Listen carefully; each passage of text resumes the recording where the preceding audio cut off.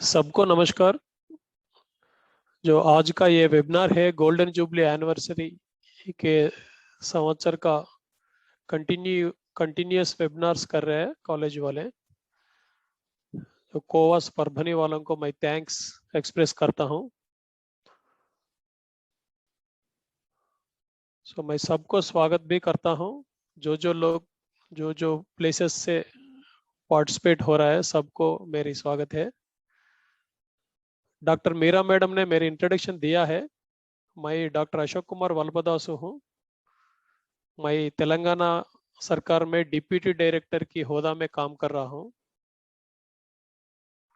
आज का टॉपिक है वैक्सीनेशन इन शीप एंड गोट, जो टीकाकरण बोलते हैं। टीकाकरण के बारे में मैं आप सबको कुछ इन्फॉर्मेशन देना चाहता हूं। जो भी मैं बोलता हूं वो मेरी पूरी एक्सपीरियंस से बोलता हूं, जो कुछ आपको किताबों में भी नहीं मिलेगा। मैं 32 ईयर्स से डिपार्टमेंट में काम कर रहा हूं, वो भी फील्ड में काम कर रहा हूं। फील्ड में बोले तो आप सबको समझ में आ जाए होंगे। मैं फार्मर्स के साथ काम कर रहा था, नॉट इन द ऑफिस। सो इसलिए जो भी मुझे पर्सनली एक्सपीरियंसड है, जो भी मुझे मालूम है, वो पूरा मैं आप लोगों को शेयर करने की कोशिश करता हूं। जो आज का टॉपिक्स है, जो वेबिनार में मैं कवर करने जा रहा हूं, जो पहले मैं आपको इम्पोर्टेंस, वैक्सीनेशन का क्या इम्पोर्टेंस है, क्या प्रामुख्यता है वैक्सीनेशन करने की, शीप एंड गोट में वैक्सीनेशन करने की जरूरत क्या होता है, पहले ये बोलूंगा। Next, what are the types of vaccine, जो कितने तरीका का वैक्सीन इंडिया में अवेलेबल है, और वैक्सीनेशन कैलेंडर के बारे में, वो कौन सा वैक्सीन पहले देना है, कौन सा बाद में करना है, इसको वैक्सीनेशन बोलते हैं। आप सबको मालूम है, वैक्सीनेशन चार्ट भी बोलते हैं। वैक्सीनेशन कैलेंडर के बारे में बोलूंगा। Now next, reasons for failure. Vaccination करने के बाद भी ये बीमार आया फ्लॉक में बोल के बहुत कंप्लेंट्स आते रहते हैं। ऐसा आने के चांसेस है कि अगर है तो ये कारण क्या हो सकता है, फेलियर्स का कारण क्या हो सकता है। अगर वैक्सीनेशन सक्सेसफुल होना है तो क्या का टिप्स लेना चाहिए, जो जो केयर लेना चाहिए, इसके बारे में बोलूंगा। और लास्ट में frequently asked questions. Frequently asked questions बोले तो जो क्वेश्चंस को बार बार पूछे जाने वाले प्रश्न बोलते हैं। जो लोग, फार्मर लोगों को मन में जो होता है, वो उसको क्लैरिटी लेने के लिए ये क्वेश्चंस बार बार पूछते रहते हैं, उसके बारे में मैं बोलता हूँ। अगर पार्टिसिपेंट्स को मेरा रिक्वेस्ट है, आपको जो भी क्वेश्चन पूछना है वो आप हिंदी में भी टाइप कर सकते हैं चैट बॉक्स में। अगर किसी को इंग्लिश में टाइप करना आए तो वो इंग्लिश में भी टाइप कर सकते हैं। आपका क्वेश्चन सिर्फ आज का टैप के बारे में पूछने की जरूरत नहीं है। जो भी आपको पूछना है शीप एंड गोट फार्मिंग के बारे में, आप पूछ सकते हैं। क्यों बोले तो जो इंफॉर्मेशन मेरा पास है, दैट इंफॉर्मेशन इज, वो सिर्फ वैक्सीनेशन ही नहीं। ब्रीड के बारे में, फीड के बारे में और मैनेजमेंट के बारे में भी आप क्वेश्चंस पूछ सकते हैं। पहले मैं वैक्सीनेशन का इंपॉर्टेंस क्या है, प्रामुख्यता क्या है, इसके बारे में बोलता हूं। शीप एंड गोट फार्मिंग पूरी दुनिया में, महाराष्ट्र में नहीं, पूरी दुनिया में एक कम्युनिटी प्रोफेशन की वजह से है। कम्युनिटी बोले तो सामुदायिक व्यवसाय बोलते हैं, सामुदायिक व्यवसाय के जैसे करते हैं। ये तो पूर पीपल का इकोनॉमिक एक्टिविटी है। अब तक आप देखिए इंडिया में, अगर आप महाराष्ट्र में देखिए, राजस्थान में देखिए, एपी में देखिए, तेलंगाना में भी देखिए, जो भी शीप एंड गोट होता है वो पूर पीपल के पास ही होता है, वो भी एक कम्युनिटी के पास ही होता है। और उसमें ज्यादा से ज्यादा लोगों के पास लैंड भी नहीं रहता है। इन लोगों को लैंडलेस फैमिलीज बोलते हैं। और जो भी शीप एंड गोट फार्मिंग करते हैं और गाँव में रहते हैं। इसीलिए ये तो एक इकोनॉमिक एक्टिविटी बोलते हैं और पुअर पीपल का एक्टिविटी बोलते हैं, और लैंडलेस एंड रूरल फैमिलीज का। इंडिया में 50 lakh house holds, 50 lakh families ने शीप एंड गोट फार्मिंग में डिपेंड हुए हैं उनके जीवन आधार के लिए। This is not an commercial activity for them. ये तो जीवन आधार के लाइवलीहुड बोलते हैं। ऐसा लाइवलीहुड के जैसे sheep and goat farming India में 50 लैक्स 50 लाख लोग कर रहे हैं। सेम हम शीप एंड गोट को 5 स्टार एनिमल बोलते हैं।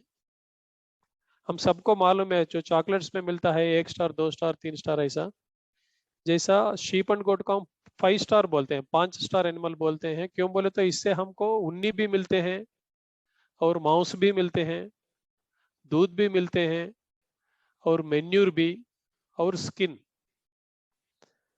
ये 5 तरह का प्रोडक्ट्स हमको इससे मिलते हैं, इसलिए हम इसको 5 स्टार एनिमल बोलते हैं। मगर जो 5 प्रोडक्ट्स शीप एंड गोट से मिलते हैं उनमें से सिर्फ 2 तो फूड क्या आइटम्स है, हम खा सकते हैं। वो फूड आइटम्स क्या होता है, एक मिल्क होता है और एक मांस भी होता है, मीट। जो तीसरा दो 5 प्रोडक्ट्स में मांस और दूध को निकाले तो और जो 3 बचता है वो मेन्यूर है और एक वूल है, उन्नी है और एक स्किन है। मगर एक बात तो सरप्राइज से हमको मालूम होता है कि साउथ इंडिया और नॉर्थ इंडिया में जो फार्मिंग करते हैं वो थोड़ा अलग अलग तरीका से होते हैं। साउथ इंडिया में तो सिर्फ शीप शीप का फार्मिंग होते रहते हैं, गोट का भी होता है, बहुत कम होते हैं। एंड जो भी शीप फार्मिंग करते हैं वो सिर्फ मांस के लिए करते हैं साउथ इंडिया में। और नॉर्थ इंडिया में भी शीप को भी पालते हैं। और शीप में तो अगर राजस्थान जो कुछ प्लेसेस होते हैं कभी कभी बहुत कोल्ड होते हैं, ठंडी होते हैं जगह, वैसा जगहों में वूल ब्रीड्स और मीट ब्रीड्स मिलके करते हैं। और बकरियों में तो मांस और दूध के लिए करते हैं। ये तो रेगुलर ब्रीडिंग एक्टिविटी के बारे में मैं बोल रहा हूँ। नहीं तो महाराष्ट्र एग्जाम्पल लिए तो हमको बॉम्बे, कल्याण, वो परिसर प्रांतों में सिर्फ बकरीद के लिए ईद गोट पालते हैं, वो भी मांस के लिए करते हैं। और जो 5 प्रोडक्ट्स आते हैं शीप एंड गोट से उसमें से दूध और वूल का शेर शेर शेर बोले तो परसेंटेज बहुत कम है इंडिया में। पूरा इंडिया में एक ही तरह का मिल्क का गोट और मिल्क का शीप को नहीं पालते हैं, और वूल का भी वैसा नहीं है। कुछ कुछ जगहों में मिल्क का करते हैं, या गुजरात वो एरिया में मिल्क का ज्यादा होते हैं गोट, और वूल का कुछ स्टेट्स में होते हैं। मगर पूरा इंडिया में तो अगर आप देखें तो जो मिल्क का शेयर सिर्फ 3% है, 3%। जो इंडिया में जितना दूध पैदा होता है, जितना दूध प्रोड्यूस होता है, वो दूध में बकरियों से आने वाला दूध सिर्फ 3% है। मैं ये बोलने की कोशिश कर रहा हूं कि गोट का इंपॉर्टेंस मिल्क के लिए बहुत कम है। अगर ये वूल का पिक्चर देखे तो भी 2004, पिछले 15 सालों से आप देखें तो वो प्रोडक्शन कम होते जा रहा है। ये 2018-19 में तो वो 2040 में जितना था उतना भी नहीं है। मगर दोनों से, शीप एंड गोट से हमको एक कॉमन प्रोडक्ट मिलता है, वो मांस। ये दोनों से कॉमन प्रोडक्ट जो मिलता है मांस है। इसीलिए मांस का शेयर है इंडिया में 23% मांस का शेयर है। सी गोट से, बकरियों से 14% मिलता है और शीप से 9% तक मिलता है। जो इंडिया में पूरा जितना मांस उत्पत्ति होता है उसमें से 23% शीप एंड गोट से ही आता है। तो इससे हमको एक बात समझ में आता है कि सिर्फ शीप एंड गोट जो भी पालते हैं इंडिया में वो पूरा मांस के लिए ज्यादा करते हैं। इसलिए जो भी income sheep and goat farm में मिलता है वो सिर्फ जो बच्चा पैदा होते हैं ना, जो लैम्स एंड किड्स बोलते हैं, उनको सेल करने से ही मिलता है। दूध सेल करने से नहीं, तो उन्नी सेल करने से नहीं, तो स्किन सेल करने से नहीं। जो भी मेजर इनकम मिलता है वो सिर्फ बच्चों को बेचने से मिलता है। वही क्यों बेचते हैं, वो भी स्लॉटर के लिए बेचते हैं, मांस के लिए, नहीं तो ब्रीडिंग के लिए बेचते हैं। अगर कोई नया फार्म शुरू करने वाला है तो, नहीं तो किसी का फ्लॉक का साइज को बढ़ाना के है तो ब्रीडिंग के लिए बेचते हैं फीमेल्स को। पर इन जनरली जो भी रैम लैम्स होते हैं, जो भी मेल किड्स होते हैं, वो सबको हम स्लॉटर के लिए बेचते हैं। इसलिए जो भी इनकम, जो भी आदाय शीप एंड गोट से मिलता है, वो सिर्फ मांस को बेचने के लिए मिलता है। पर जो भी इनकम मिलता है शीप एंड गोट फार्म में, वो किसके ऊपर डिपेंड होता है? ये सिर्फ बच्चों को बेचने से मिलता है, नहीं तो दूसरा कुछ भी होता है, एक बार देखेंगे। सी हम जो कितना बेचा है, कितना नंबर नंबर नंबर कितना लैम्प्स को बेचे हैं और कितना किड्स को बेचे हैं, ये एक अंश है। जो अंश मैंने यहाँ बोला है, 3 आइटम्स, उसमें से the main one is the मुख्य मुख्य का अंश है नंबर सोल्ड। हम एक फ्लॉक से कितना बच्चों को हमने बेचा है मांस के लिए, और कितना प्रोडक्शन कॉस्ट आया है, वो उत्पादन करने के लिए हमको कितना खर्चा आया था, और हम कौन सा रेट में, वो सेल प्राइस बोलते हैं। So this is self explanatory actually. अगर जो भी पार्टिसिपेंट्स है they can understand English easily just by seeing the slides को देखने से ही आप समझ सकते हैं। एक तो नंबर सोल्ड पे एक है, और प्रोडक्शन कॉस्ट एक है, और सेल प्राइस एक है। सो कितना बच्चों को सेल करना है? सो साइंस क्या बोलता है? अगर अच्छी तरह फार्मिंग करना है तो, अगर ये फार्मिंग प्रॉफिट से चल रहा है बोल के हम कैसा बोल सकते हैं? सी, जो भी साइंटिफिक फार्मिंग से, और जो भी किताबों में बोलते हैं, और जो भी अच्छी तरह फार्मिंग करने वालों को ऑप्टिमम सेल्स, जो मिनिमम सेल्स कितना करना है। सी, अगर एक के पास 100 शीप ब्रीडर्स है तो, अगर एक के पास 100 शीप ब्रीडर्स है तो, वो शीप ब्रीडर से कम 80 लैम्प्स को बेचना पड़ेगा एक ब्रीडिंग साइकिल में। एक ब्रीडिंग साइकिल का लेंथ होता है 8 महीने का। हर 8 महीने में अगर किसी के पास 100 एनिमल्स है तो 80 लैम्प्स को बेचना है, ये तो मिनिमम करना पड़ेगा। अगर ऐसा बेचे तो वो फार्मिंग प्रॉफिटेबल बोलते हैं। अगर किसी के पास गोट है तो, एक गोट भी 100 गोट है तो 160 किड्स को बेचना पड़ेगा। ये डबल होता है, क्यों बोले तो गोट में ट्विनिंग होते हैं, डबल डबल बच्चे आते हैं। ये भी पूरा ब्रीड्स में एक ही तरह का डबल आते हैं बोले तो नहीं आते हैं। जो बड़ा बड़ा ब्रीड्स होते हैं उसमें तो हर डिलीवर में 2 तो होता ही नहीं, और कुछ छोटा ब्रीड्स है तो उसमें 3 3 बच्चे भी आते हैं। मगर मैं इधर ट्विनिंग ओनली 2 किड्स पर बर्थ बोल के मैं एक कैलकुलेशन लिया हूँ। पर ये कैलकुलेशन कैसा करते हैं, करने का कुछ तरीका तो होता है ना, ये तरीका भी एक बार देखते हैं। सी, अगर किसी के पास 100 शीप है तो, मैं पहले शीप का बोलता हूँ, 100 शीप है तो उनमें से 90% तो कंसीव होना पड़ेगा, वो प्रेग्नेंट बनना पड़ेगा। सो 100 में तो 90 प्रेग्नेंट हो जाएगा। 100 में 100 होना अच्छा है, मगर मैं तो मिनिमम ले रहा हूँ, 90% गाभन हो गया समझ लेंगे। और शीप में तो एक ही बच्चा आता है एक डिलीवरी में, सो 90 डिलीवरी हुई है तो 90 बच्चे आ जाएंगे। जो भी बच्चे पैदा होते हैं वो पैदा होने से सेल्स तक, सेल बोले तो अगर 5 महीने में कुछ हम सेल करते हैं, कभी कभी 6 महीने में सेल करते हैं, वो सेल करने तक कुछ मोर्टालिटी भी होते हैं। ये तो मैक्सिमम 5% से ज्यादा नहीं होना चाहिए। तो ये तो सबको आप एक बार याद कर दीजिए आपका फार्मिंग के बारे में। ये तो always it is more than 5%, 5% ज्यादा ही होता है, मगर 5% ज्यादा नहीं होना चाहिए। और अडल्ट्स में हमारे पास 100 ब्रीडर्स है तो उसमें भी कुछ मोर्टालिटी होता है। वो भी मोर्टालिटी 5% से ज्यादा नहीं होना चाहिए। कभी कभी डिलीवरी के टाइम पे होता है, नहीं तो कुछ डिसीज आते हैं, वो हम ट्रीटमेंट करें तो भी वो अच्छा नहीं होता। ऐसा वाला कभी कभी हमको इसको क्रॉनिक क्रॉनिक बीमारी है तो हम बेचते हैं, कलिंग करते हैं। ऐसा वाला पूरा हम कैलकुलेट करें तो वो भी 5% ज़्यादा नहीं होना चाहिए। तो जो बच्चों का 5% मोर्टालिटी है और बड़े एनिमल्स का 5% मोर्टालिटी, ये 10% को हम जो जितना बच्चा पैदा हुआ है उसमें से निकाले तो 81 लैम्स, 81 बच्चों बच जाते हैं। और 81 बच्चे बोले तो मैं राउंड फिगर लिया हूँ, 80 लैम्स, 80 लैम्स को हम सेल करना पड़ेगा। इसको ऑप्टिमम सेल्स बोलते हैं। और गोट में तो इसका डबल।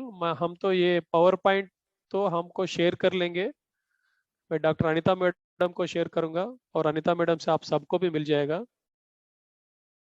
मगर आप फील्ड में क्या स्टेटस है?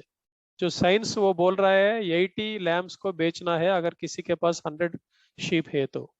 मगर एक्चुअली फील्ड में क्या हो रहा है? ये तो कम से कम 20 to 30% कम प्रोडक्टिविटी आ रहा है फील्ड में। जो जितना आना है उतना नहीं आ रहा है।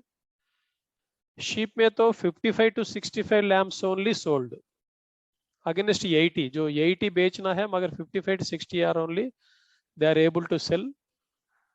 और बकरियों में 160 को बेचना है मगर 110 120 को ही बेच रहे हैं। तो ऐसा क्यों कर रहा है, क्यों हो रहा है? इसका रीजंस तो ज्यादा है। एक ही रीजन से ऐसा हो रहा है बोल के नहीं बोल सकते हैं। मगर उन जो जो रीजंस है वो रीजंस में एक रीजन है डिसीजेस, बीमार। ये बीमारियां आए तो भी फ्लॉक प्रोडक्ट कम होते हैं, ये एक ही रीजन है। सो आज का टॉपिक का रिलेवेंट ही मैं ले रहा हूं।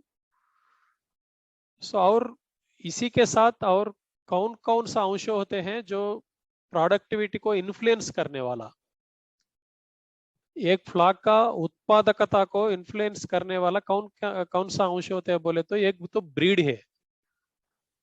जो जितना बच्चे पैदा होते हैं वो ब्रीड के ऊपर भी डिपेंड होते हैं। मैं इसे पहले भी बोला था, अगर आपने मीडियम साइज गोट लिए तो दो दो आते हैं और बड़ा वाला लिए तो एक ही आता है, कभी कभी दो भी आता है।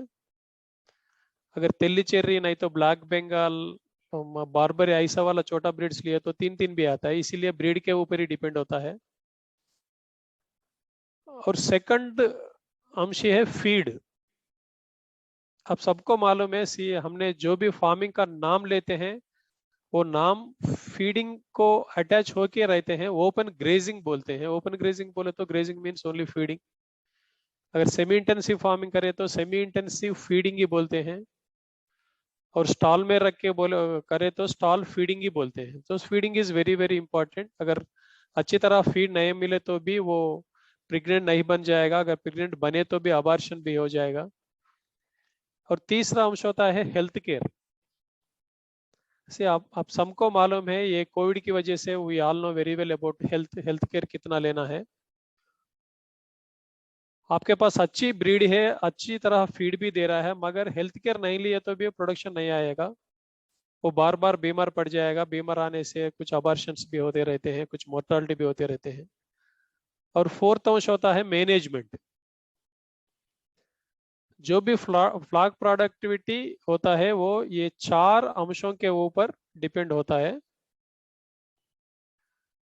और ये चारों में जो हमने हेल्थ केयर के बारे में बोल रहा था, हेल्थ केयर बोले तो डीसीएस। डीसीएस किस लिए आते हैं? So repeated exposures to different infections. ये बार बार एक्सपोज होते रहते हैं। जैसे हमको भी इसी हम एक दो साल 1.5 ईयर से हमको भी ऐसा वाला सिचुएशन आया है कोविड से। हमको वही डॉक्टर्स वही बोल रहे हैं, आप रिपीटेडली एक्सपोज मत हो जाओ।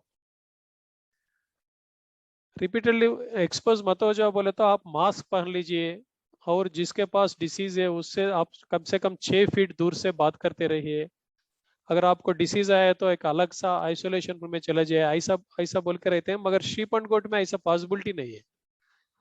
अगर एक के पास 100 एनिमल्स है तो 100 एनिमल्स में एक एनिमल वो हमारे जैसे खुद वही एनिमल दूर तो नहीं जाएगा। सो रिपीटेड एक्सपोजर, इसलिए डिसीज आते हैं। तो ऐसा क्यों होता है? वाई वाई रिपीटेड एक्सपोजर होता है एंड हाउ हाउ कैसा कैसा होता है एक बार देखते हैं। जो इंडिया में हर 5 साल को एक बार जो पशुगणन करते हैं, ऑल इंडिया लेवल में पशुगणन करते हैं। वो लास्ट ईयर 2009 में 20th सेंसस हुआ था। इससे पहले 19 सेंसस किया था गवर्नमेंट ने, और 19 में 20th सेंसस किया था। 20th सेंसस के डाटा से हमारा इंडिया में 223 मिलियन शीप एंड गोट है। 223 मिलियन बोले तो हम क्रोर्स में बोलना है तो 22.3 क्रोर्स। इसमें शीप कम है। शीप तो 7 करोड़ का है और बकरी 15 करोड़ का है। इंडिया में बकरी का पॉपुलेशन ज्यादा है। और साउथ और नॉर्थ में देखे तो साउथ इंडिया में तो 70% शीप है। जो इंडिया में 7 करोड़ का शीप है तो साउथ इंडिया में 5 करोड़ का शीप है। उसमें साउथ इंडिया बोले तो सिर्फ 4 स्टेट्स में, एपी, तेलंगाना, कर्नाटक एंड तमिलनाडु। केरला में होता ही नहीं। सिर्फ 4 स्टेट्स में 70% है। और बकरी का पॉपुलेशन देखा तो नॉर्थ में 82% बकरी का पॉपुलेशन है। मगर जो भी पॉपुलेशन होने दीजिए, जहाँ वो जो ही जगह में होने दीजिए, पूरा इंडिया में जो भी sheep and goat population, sheep and goat farming करते हैं, वो पूरा ओपन ग्रेजिंग में ही करते हैं। तो खुली चराई बोलते हैं। खुली चराई में करते हैं। खुली चराई में क्या होता है, एक छोटा जगह में ज्यादा सब, ये पिक्चर आप देख सकते हैं, एक छोटी सी जगह में ज्यादा ज्यादा भेड़ और बकरियां खाते रहते हैं। और उनको अच्छी तरह ड्रिंकिंग वाटर भी नहीं मिलता है, पीने का पानी भी नहीं मिलता है। ये दोनों की वजह से इनको बीमारी आने के चांसेस ज्यादा होता है। एक बार हम डेंसिटी देखते हैं, ये 1 स्क्वायर किलोमीटर एरिया में कितना बकरी का रहा है, 1 स्क्वायर किलोमीटर एरिया में कितना बेड का रहा है। देखिए, मैं एक एग्जांपल एक स्टेट का भी दे रहा हूँ। ये तो इंडिया का डाटा है, तेलंगाना का डाटा है। कि 1 स्क्वायर किलोमीटर एरिया में शीप 23 शीप खा रहा है। इंडिया में एवरेज में बोल रहा हूँ मैं। अगर एक स्टेट का लिया तो 170 है तेलंगाना में। देखिए, it is almost 7 times more. मगर कितना खाना है 1 स्क्वायर किलोमीटर एरिया में? साइंटिफिक से हम बोलते हैं 1 स्क्वायर किलोमीटर एरिया में 5 और 6 एनिमल्स को ही चराई को लेके जाना ये अच्छा होता है। क्यों बोले तो वो पेट भर खा सकता है। और जो भी इन्फेक्शंस होता है वो दूर दूर खाने से इन्फेक्शंस को एक्सपोज होने के चांसेस भी कम होता है। 1 स्क्वायर किलोमीटर में 5, 4, 6 एनिमल्स को खिलाना है। मगर इंडिया में एवरेज 23 है, तेलंगाना में 169 है।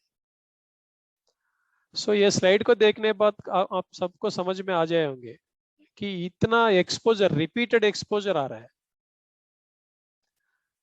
और डिक्रीज्ड ग्रेजिंग लैंड, जो चराई करने का लैंड कम होते रहते हैं, तो माल न्यूट्रिशन, जो जितना खाना है उतना नहीं मिल रहा है उन लोगों को, शीप एंड गोट को।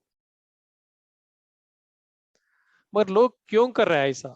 इंडिया में 50 लोग family sheep and goat farming कर रहा है।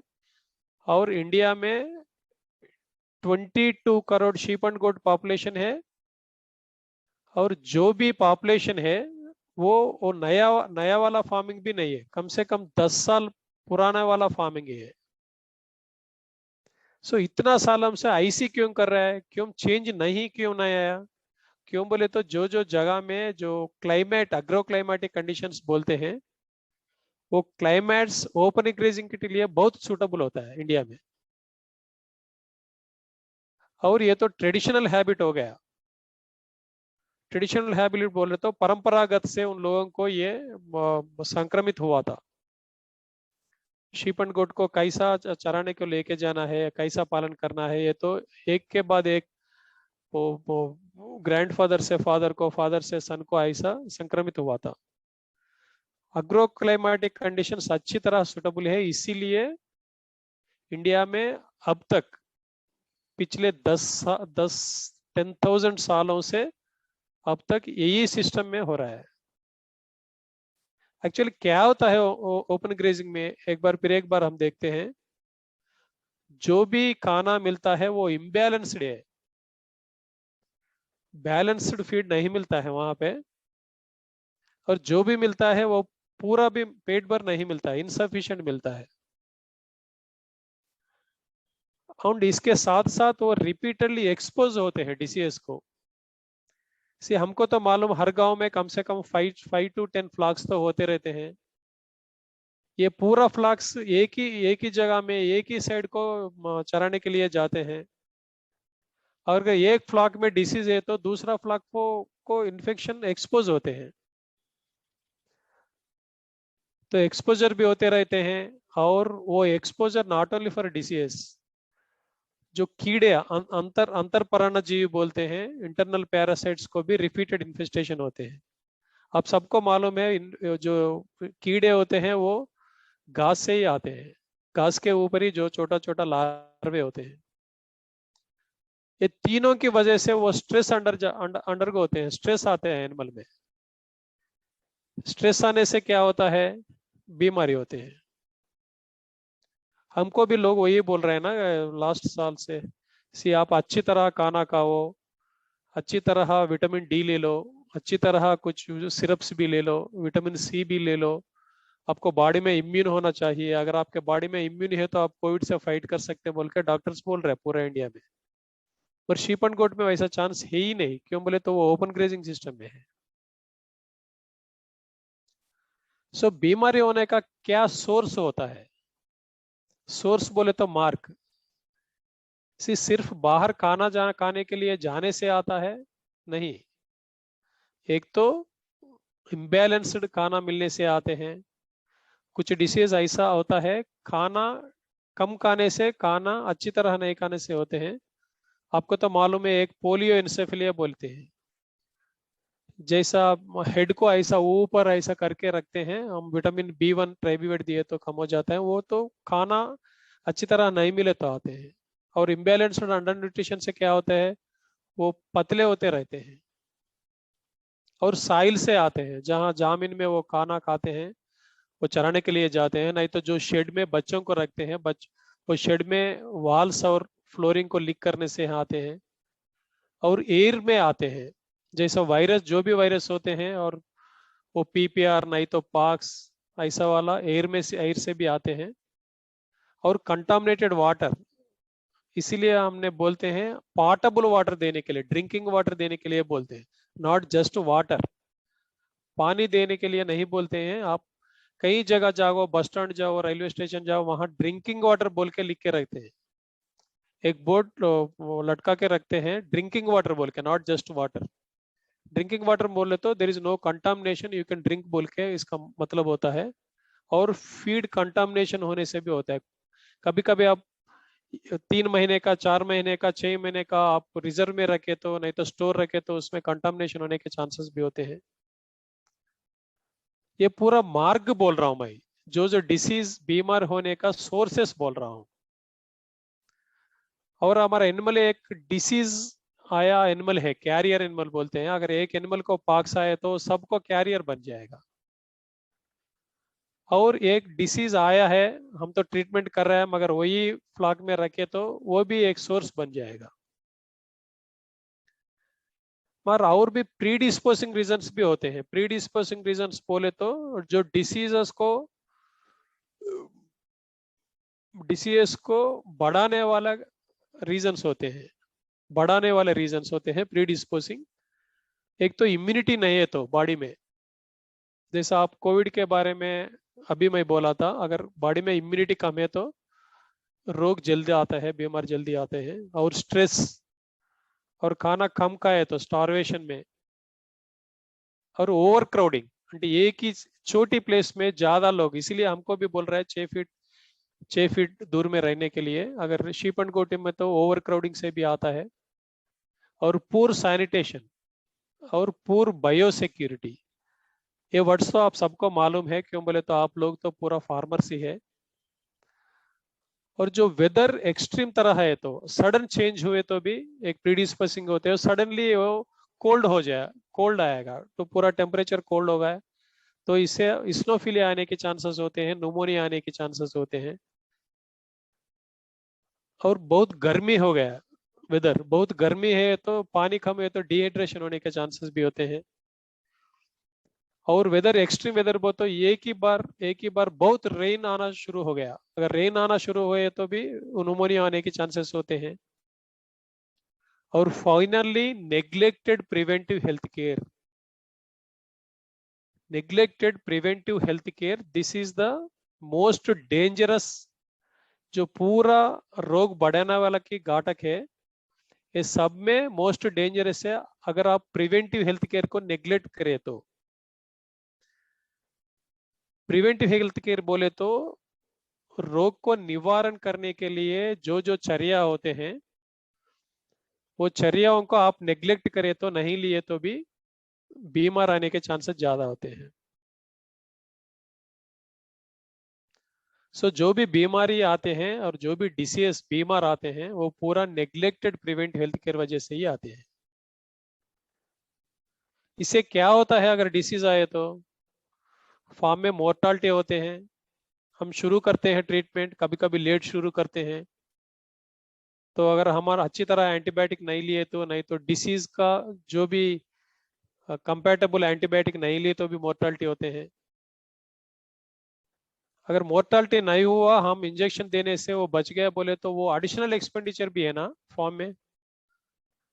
वो एंटीबायोटिक आजकल जो भी एंटीबायोटिक्स मार्केट में मिलता है वो चीप भी नहीं है, इसके लिए भी हम थोड़ा एक्सपेंडिचर भी करना पड़ेगा।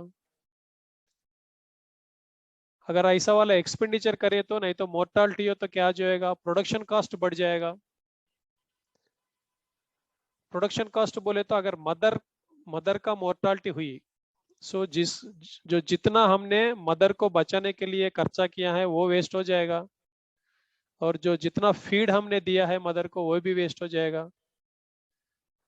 और जो मेडिसिन होते हैं, मेडिसिन में हम प्रिवेंटिव को छोड़ के क्यूरेटिव, क्यूरेटिव बोले तो बीमार आने के बाद जो जो हम मेडिसिन यूज करते हैं इसको क्यूरेटिव कॉस्ट बोलते हैं। क्यूर करने के लिए जो जो हम खर्चा करते हैं ये भी वेस्ट हो जाएगा अगर मोर्टालिटी है तो। ये एक्स्ट्रा एक्सपेंडिचर और ये वेस्ट एक्सपेंडिचर से आपका प्रोडक्शन कॉस्ट भी ज्यादा होगा। हम पहले स्लाइड्स में हमने देखा था जो जो इनकम मिलता है, इनकम मिलने 3 पैरामीटर्स को ऊपर वो डिपेंड होते हैं। एक तो हम कितना बच्चों को बेचा है, कितना नंबर ऑफ एनिमल्स को सोल्ड किया है, एक है। दूसरा प्रोडक्शन कॉस्ट है। तीसरा प्राइस, किस रेट में हमने बेचा है। तो इससे क्या हो रहा है, फार्मर के ऊपर क्या इम्पैक्ट हो रहा है, कैसा वाला इफेक्ट दे रहा है बोले तो, जो जितना प्रॉफिट्स मिलना है शीप एंड गुड से उतना प्रॉफिट्स नहीं मिल रहा है। 25% तक, अगर किसी को 1,000 रुपया मिलना है उसमें तो 750 रुपीज ही मिल रहा है, 250 रुपीज नहीं मिल रहा है। और इसी की वजह से जो जो नया जनरेशन वाले हैं, जो परंपरागत से फार्मिंग कर रहा है, उनमें से जो नया जनरेशन, ये जनरेशन का बच्चे हैं, वो छोड़ के चले जा रहे हैं। ये हम नहीं कर सकते, जो जितना पैसा आना है उतना पैसा नहीं आ रहा है, वो चराना का ग्रेजिंग भी नहीं है, डीसीएस भी ज्यादा है। So they are leaving the profession, profession को छोड़ के चले जा रहे हैं। तो क्या कर सकते हैं, सोल्यूशन क्या है इसका? कुछ तो सोल्यूशन को तो ढूंढना पड़ेगा। क्यों बोले तो इंडिया में तो शीप एंड गोट का जो मांस होता है वही मेजर मीट सोर्स है। और शीप एंड गोट के अलावा हम क्या कर सकते हैं, सिर्फ पोल्ट्री खा सकते हैं। यहाँ इंडिया में तो पोर्क और बीफ का मांस तो नहीं चलता है, चलता है मगर वो तो इनसिग्निफिकेंट है। और दूसरा अल्टरनेट मीट सोर्स भी नहीं है। क्या करना पड़ेगा? हमको प्रोटेक्ट करना ही एक ही मार्ग है। प्रोटेक्ट बोले तो पहले ही रोग आने से पहले ही हमको निवारण करने के लिए सोचना पड़ेगा। Prevention is always better than cure. जो रोग आने से पहले हम रोग निवारण चर्या लेते हैं, दैट इज ऑलवेज बेटर। और द बेस्ट वे इज रोग आने से पहले हेल्थ केयर लेना अच्छा है। हेल्थ केयर बोले तो क्या है, ये तो दो तरीका होता है। एक तो प्रिवेंटिव हेल्थ केयर, जो रोग आने से पहले ही जो हम करते हैं इसको प्रिवेंशन बोलते हैं। और क्यूरेटिव बोले तो रोग आने के बाद जो करते हैं इसको क्यूरेटिव बोलते हैं।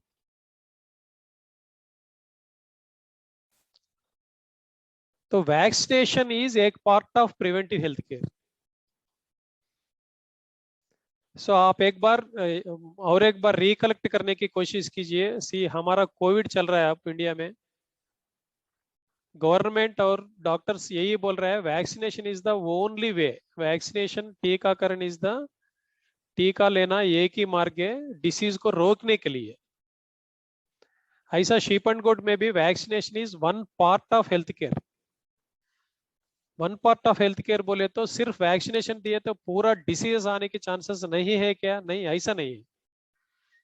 जो भी रोग निरोधक का चर्या होते हैं, प्रिवेंट हेल्थ केयर चर्या होता है, इसमें वैक्सीनेशन, टीकाकरण इज एक भाग है। It is not full prevent health care. So preventive health care में और क्या क्या है, वैक्सीनेशन को छोड़ के और क्या क्या चर्या है बोले तो, जो बच्चा पैदा होने के बाद जो नेवल कॉर्ड होते हैं इसको प्रॉपरली डिसइंफेक्शन करने से शुरू होता है प्रिवेंटिव हेल्थ केयर। अगर ऐसा नहीं करे तो टेटनस आने के चांसेस होता है, आप सबको मालूम है। जैसा वो एक स्टिक के जैसे बन जाते हैं, हम वुड वुड वुड के जैसे बन जाते हैं बच्चे। टेटनस को निवारण करने के लिए डिसइंफेक्शन से शुरू होता है प्रिवेंटिव हेल्थ केयर।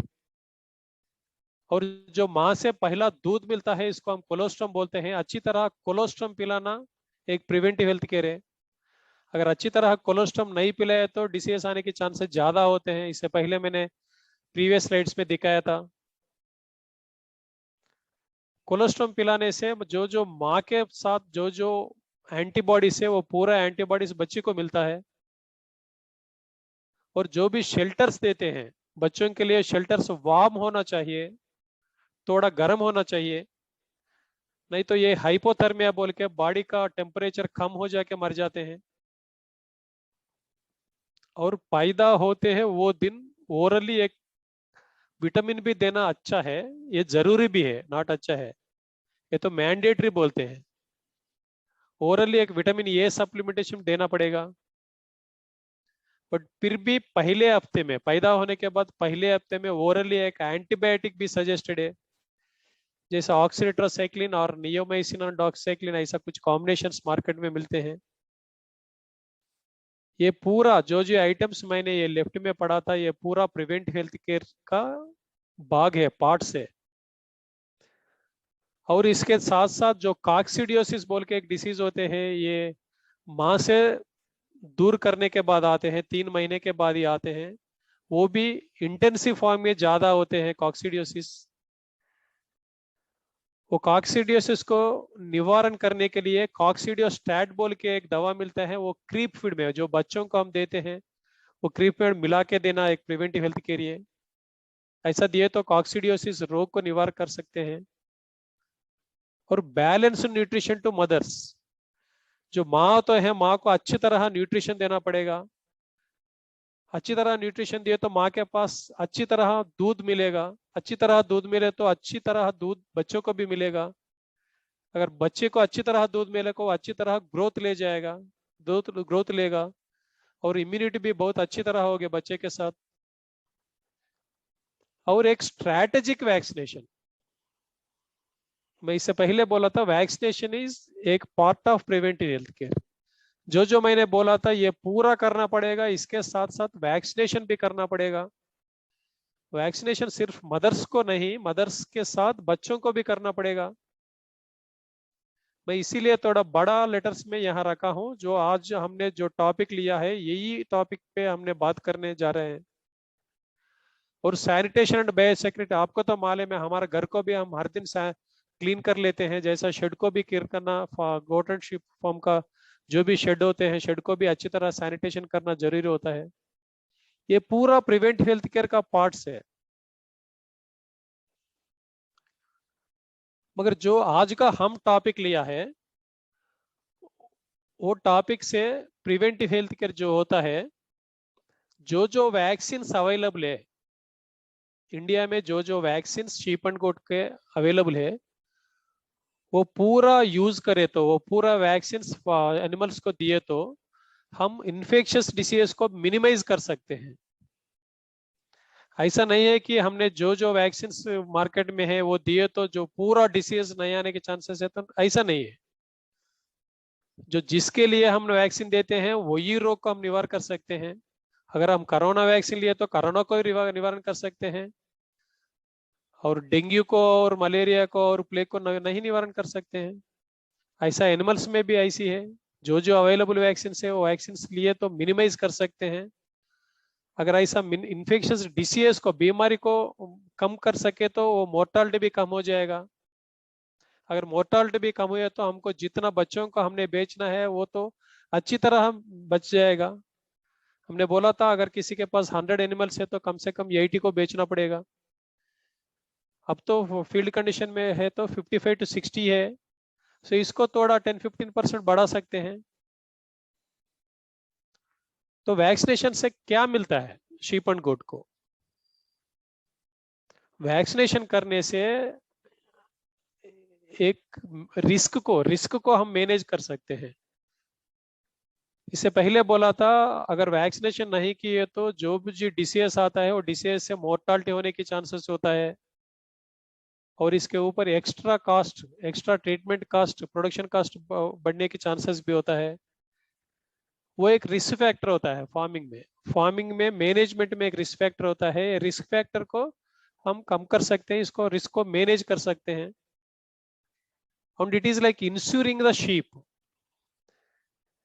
जैसा बीमा, जीवित बीमा करने के जैसे होते हैं। अगर उसको रोगी आने आने के लिए हम रोकने की कोशिश कर रहे हैं, इसलिए वो मरने की चांसेस ही नहीं है। जैसे इंश्योरेंस के जैसे भी हम समझ सकते हैं। And they are not expensive, जो जितना पैसा उतना खर्च नहीं होता है वैक्सीन में। And they are easy to apply. Farming में वैक्सीन देना इतना इजी है कि अगर एक छोटा वाला स्किल डेवलप किए तो दैट विल बी सफिशिएंट। आप सब ये स्लाइड को अच्छी तरह देखिए, मैं तो रिपीट भी करता हूं। वैक्सीनेशन से एक स्पेसिफिक इम्यूनिटी मिलता है। स्पेसिफिक इम्यूनिटी मिलता है, स्पेसिफिक पीरियड के लिए मिलता है, और एक स्पेसिफिक डिसीज के मिलता है। इसी मैं एक एग्जांपल देता हूं। अगर ईटी वैक्सीन दिए तो सिर्फ ईटी वैक्सीन के लिए ही इम्यूनिटी मिलता है, नॉट फॉर पीपीआर। पीपीआर के लिए नहीं मिलता है। हमारे एक स्पेसिफिक पीरियड के लिए मिलते हैं। एक बार ईटी दिए तो पूरा जिंदगी भर 5 साल तक काम करे चलेगा क्या? ऐसा नहीं है। एक पीरियड होता है, हर एक वैक्सीन के लिए एक पीरियड होता है। जैसे ईटी के लिए 6 महीने एक इम्यूनिटी पीरियड है। 6 महीने के बाद ऑटोमेटिकली वो एंटीबॉडीज बॉडी में चले जाते हैं। सो 6 महीने तक ईटी को रुकने के लिए हम ईटी वैक्सीन दिए तो वो स्पेसिफिक इम्यूनिटी देते हैं ईटी जीसे के लिए। और वैक्सीनेशन देने से फर्दर स्प्रेड ऑफ डिसीज को हम रोक सकते हैं। फर्दर स्प्रेड बोले तो एक एक फार्मर के पास 100 एनिमल्स है। 100 एनिमल्स में तो एक पीपीआर आया है। पीपीआर 10-15 एनिमल्स को वो सिम्टम्स एग्जिबिट हो रहा है। सो दो बचे हुए 90-85 एनिमल्स को हम स्प्रेड से रोक सकते हैं वैक्सीनेशन से। और वैक्सीनेशन बिल्ड से एक इम्यून जोन बनता है। इम्यून जोन बिल्ड बिल्ड करते हैं। इम्यून जोन बोले तो मैं इससे पहले भी बोला था, और अगर एक एग्जांपल ले लेंगे, एक गांव में 5 लाख है। ये 5 लाख बाहर खुली चराई के लिए बाहर गया है, और ये 5 लाख में एक फ्लाक को आपने पीपीआर दिया है, दूसरा 4 फ्लाक्स को आपने पीपीआर वैक्सीन नहीं दिया है। तो जो भी हमारा जो फ्लाक को हमने पीपीआर वैक्सीन दिया है, वो पीपीआर वैक्सीन दिए हुए फ्लाक को हम इम्यून जोन बोल सकते हैं। अगर पीपीआर से सफर हो रहा है एनिमल को, जो वैक्सीनेशन दिए हुए फ्लाक में डाले तो भी वो वांटली लेके लेके आके उसमें रखे तो भी इसको कुछ नहीं होगा। सो इसको हम इम्यून जोन बोलते हैं। ये इम्यूनिटी क्या बोलते हैं, क्या होता है immunity? So I am trying to explain. एक छोटा स्लाइड पे मैं आपको एक्सप्लेन करने की कोशिश कर रहा हूँ। सी जो भी हमने वैक्सीनेशन के बारे में बोलना जा रहा है, ये वैक्सीनेशन से एक्टिव इम्यूनिटी मिलते हैं। एक्टिव इम्यूनिटी बोलते हैं।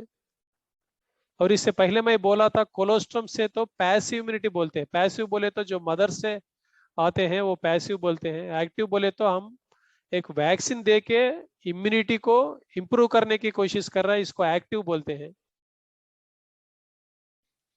सो कितने तरीके का वैक्सीन है इंडिया में? अगर इंडिया में नहीं, वैक्सीन कितने तरीका का ही होता है ये देखते हैं एक बार। क्यों बोले तो मुझे डॉक्टर अनीता मैडम और सकारे मैडम बोला था, जो भी पार्टिसिपेंट्स है वो पूरा फार्मर्स है। मैं ऐसा सोचा था कि फार्मर्स को तो मालूम है पूरा वैक्सीन क्या होता है कैसा होता है, मगर एक बार जैसा रिकलेक्ट कर लेंगे, थोड़ा फिर एक बार याद कर लेंगे बोल के मैं ये पूरा स्लाइड्स प्रेजेंटेशन कर रहा हूँ। जो वायरस बोले तो वो किसी दूसरा आइटम नहीं होता है, जो वायरल डिसीज होता है वो वैक्सीन में वही वायरस होता है। से हमने सुना है ना, जो कोरोना वैक्सीन कोरोना वायरस से ही बनती है, कुछ ईटी बैक्टीरिया से नहीं बनती है। जो ईटी वैक्सीन होता है ईटी बैक्टीरिया से ही बनती है। जैसा जो भी हमने वैक्सीन देते हैं इसको एंटीजन बोलते हैं, जो भी एंटीजन होता है वही माइक्रो ऑर्गेनिज्म होते हैं। और ये तीन तरीका की होते हैं। एक अटेन्यूएटेड वैक्सीन बोलते हैं, नहीं तो लाइव वैक्सीन जिंदा वैक्सीन बोलते हैं, और इनएक्टिवेटेड बोलते हैं किल्ड वैक्सीन, और टॉक्साइड्स बोलते हैं, ये तो टॉक्सिन से बनती है। सी अटेन्यूएटेड वैक्सीन का एग्जांपल दे रहा हूं मैं, तो PPR vaccine live live vaccine है, पॉक्स भी लाइव वैक्सीन है, और ब्रूसेला भी लाइव वैक्सीन है, एंथ्रैक्स भी लाइव वैक्सीन है। ये 4 डिसीज में आप देखो पहली दो ही वायरल डिसीज है, PPR and pox, and brucella and anthrax are bacterial disease. नहीं, कुछ लोग ऐसा समझते हैं only viral vaccine are live vaccine and bacterial vaccine are dead vaccine, ऐसा नहीं है। सो इनएक्टिवेटेड वैक्सीन बोले तो किल्ड वैक्सीन।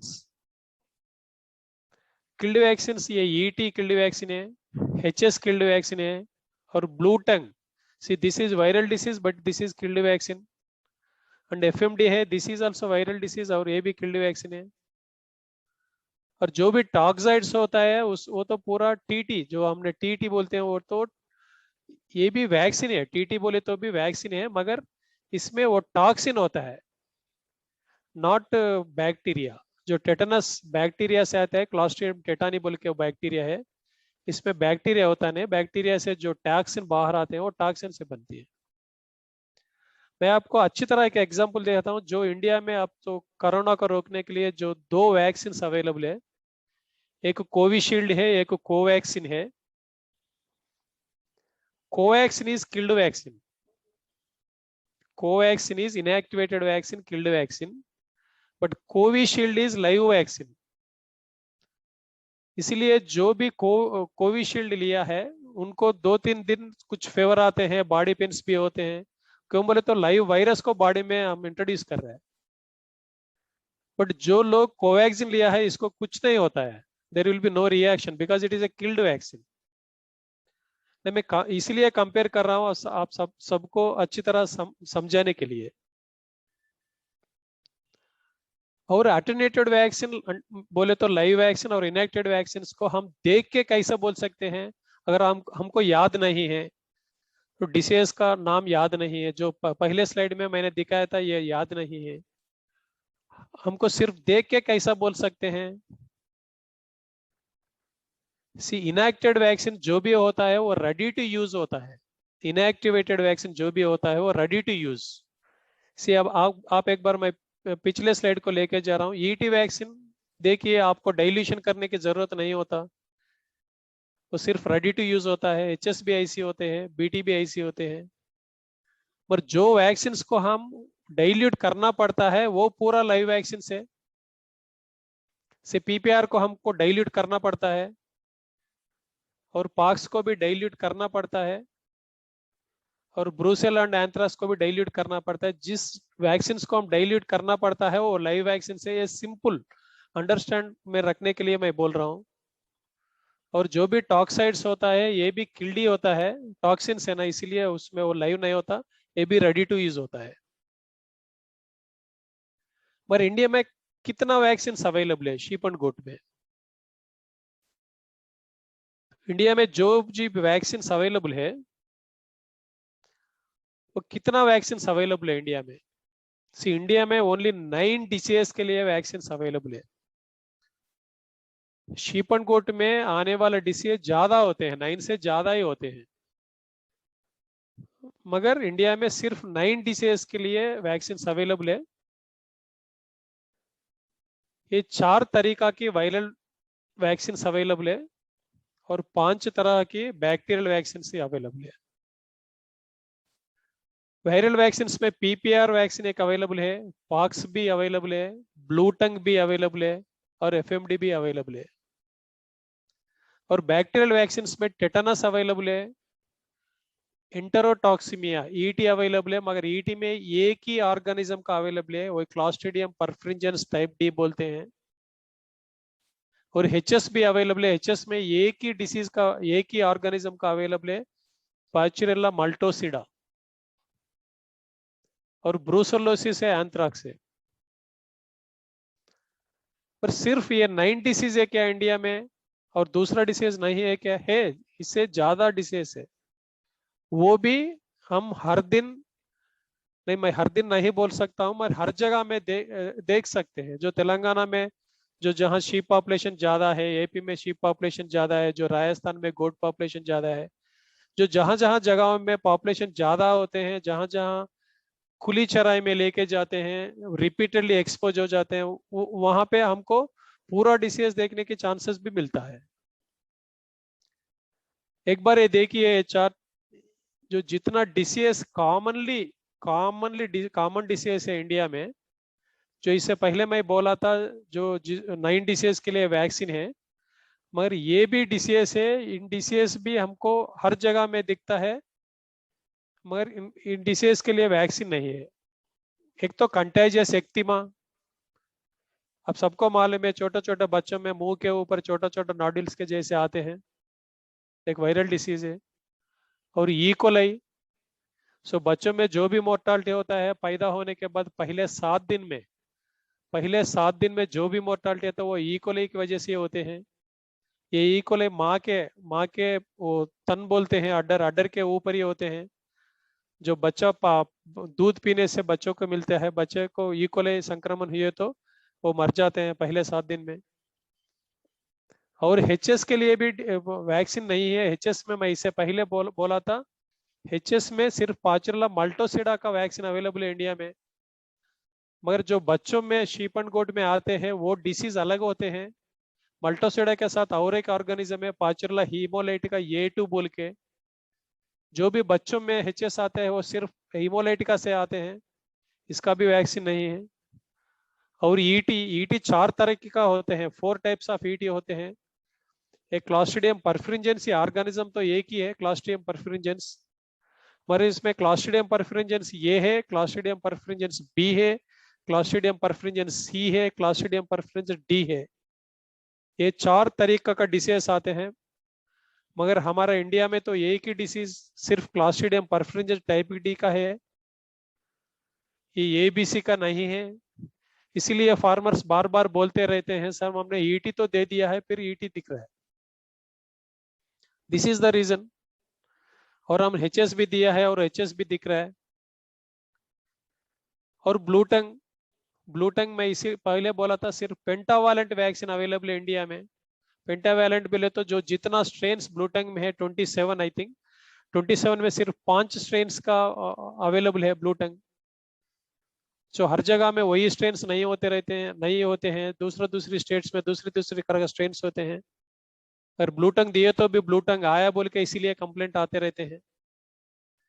और फुटराट, ये तो सबको मालूम है, फुटराट का तो ट्रीटमेंट ही नहीं है ट्रीटमेंट, बहुत वो एक्सपेंसिव होते हैं।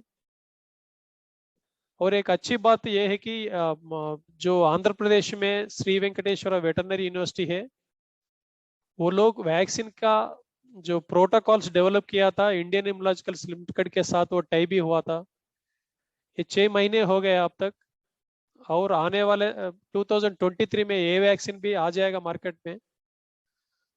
और इसके साथ सीसीपीपी, कंटाजियस कैप्रेन प्लूरोन्यूमोनिया, ये बीमारी तो सबको मालूम है, जिसके पास गोट होती है वो भी विंटर सीजन में, नवंबर दिसंबर जनवरी में ये डिसीज ज्यादा आते हैं। और हीमोप्रोटोजोन डिसीज जो भी है, जो अनाप्लाज्मोसिस बोलते हैं, नहीं तो बबेसियसिस बोलते हैं, इसके लिए तो है ही नहीं वैक्सीन।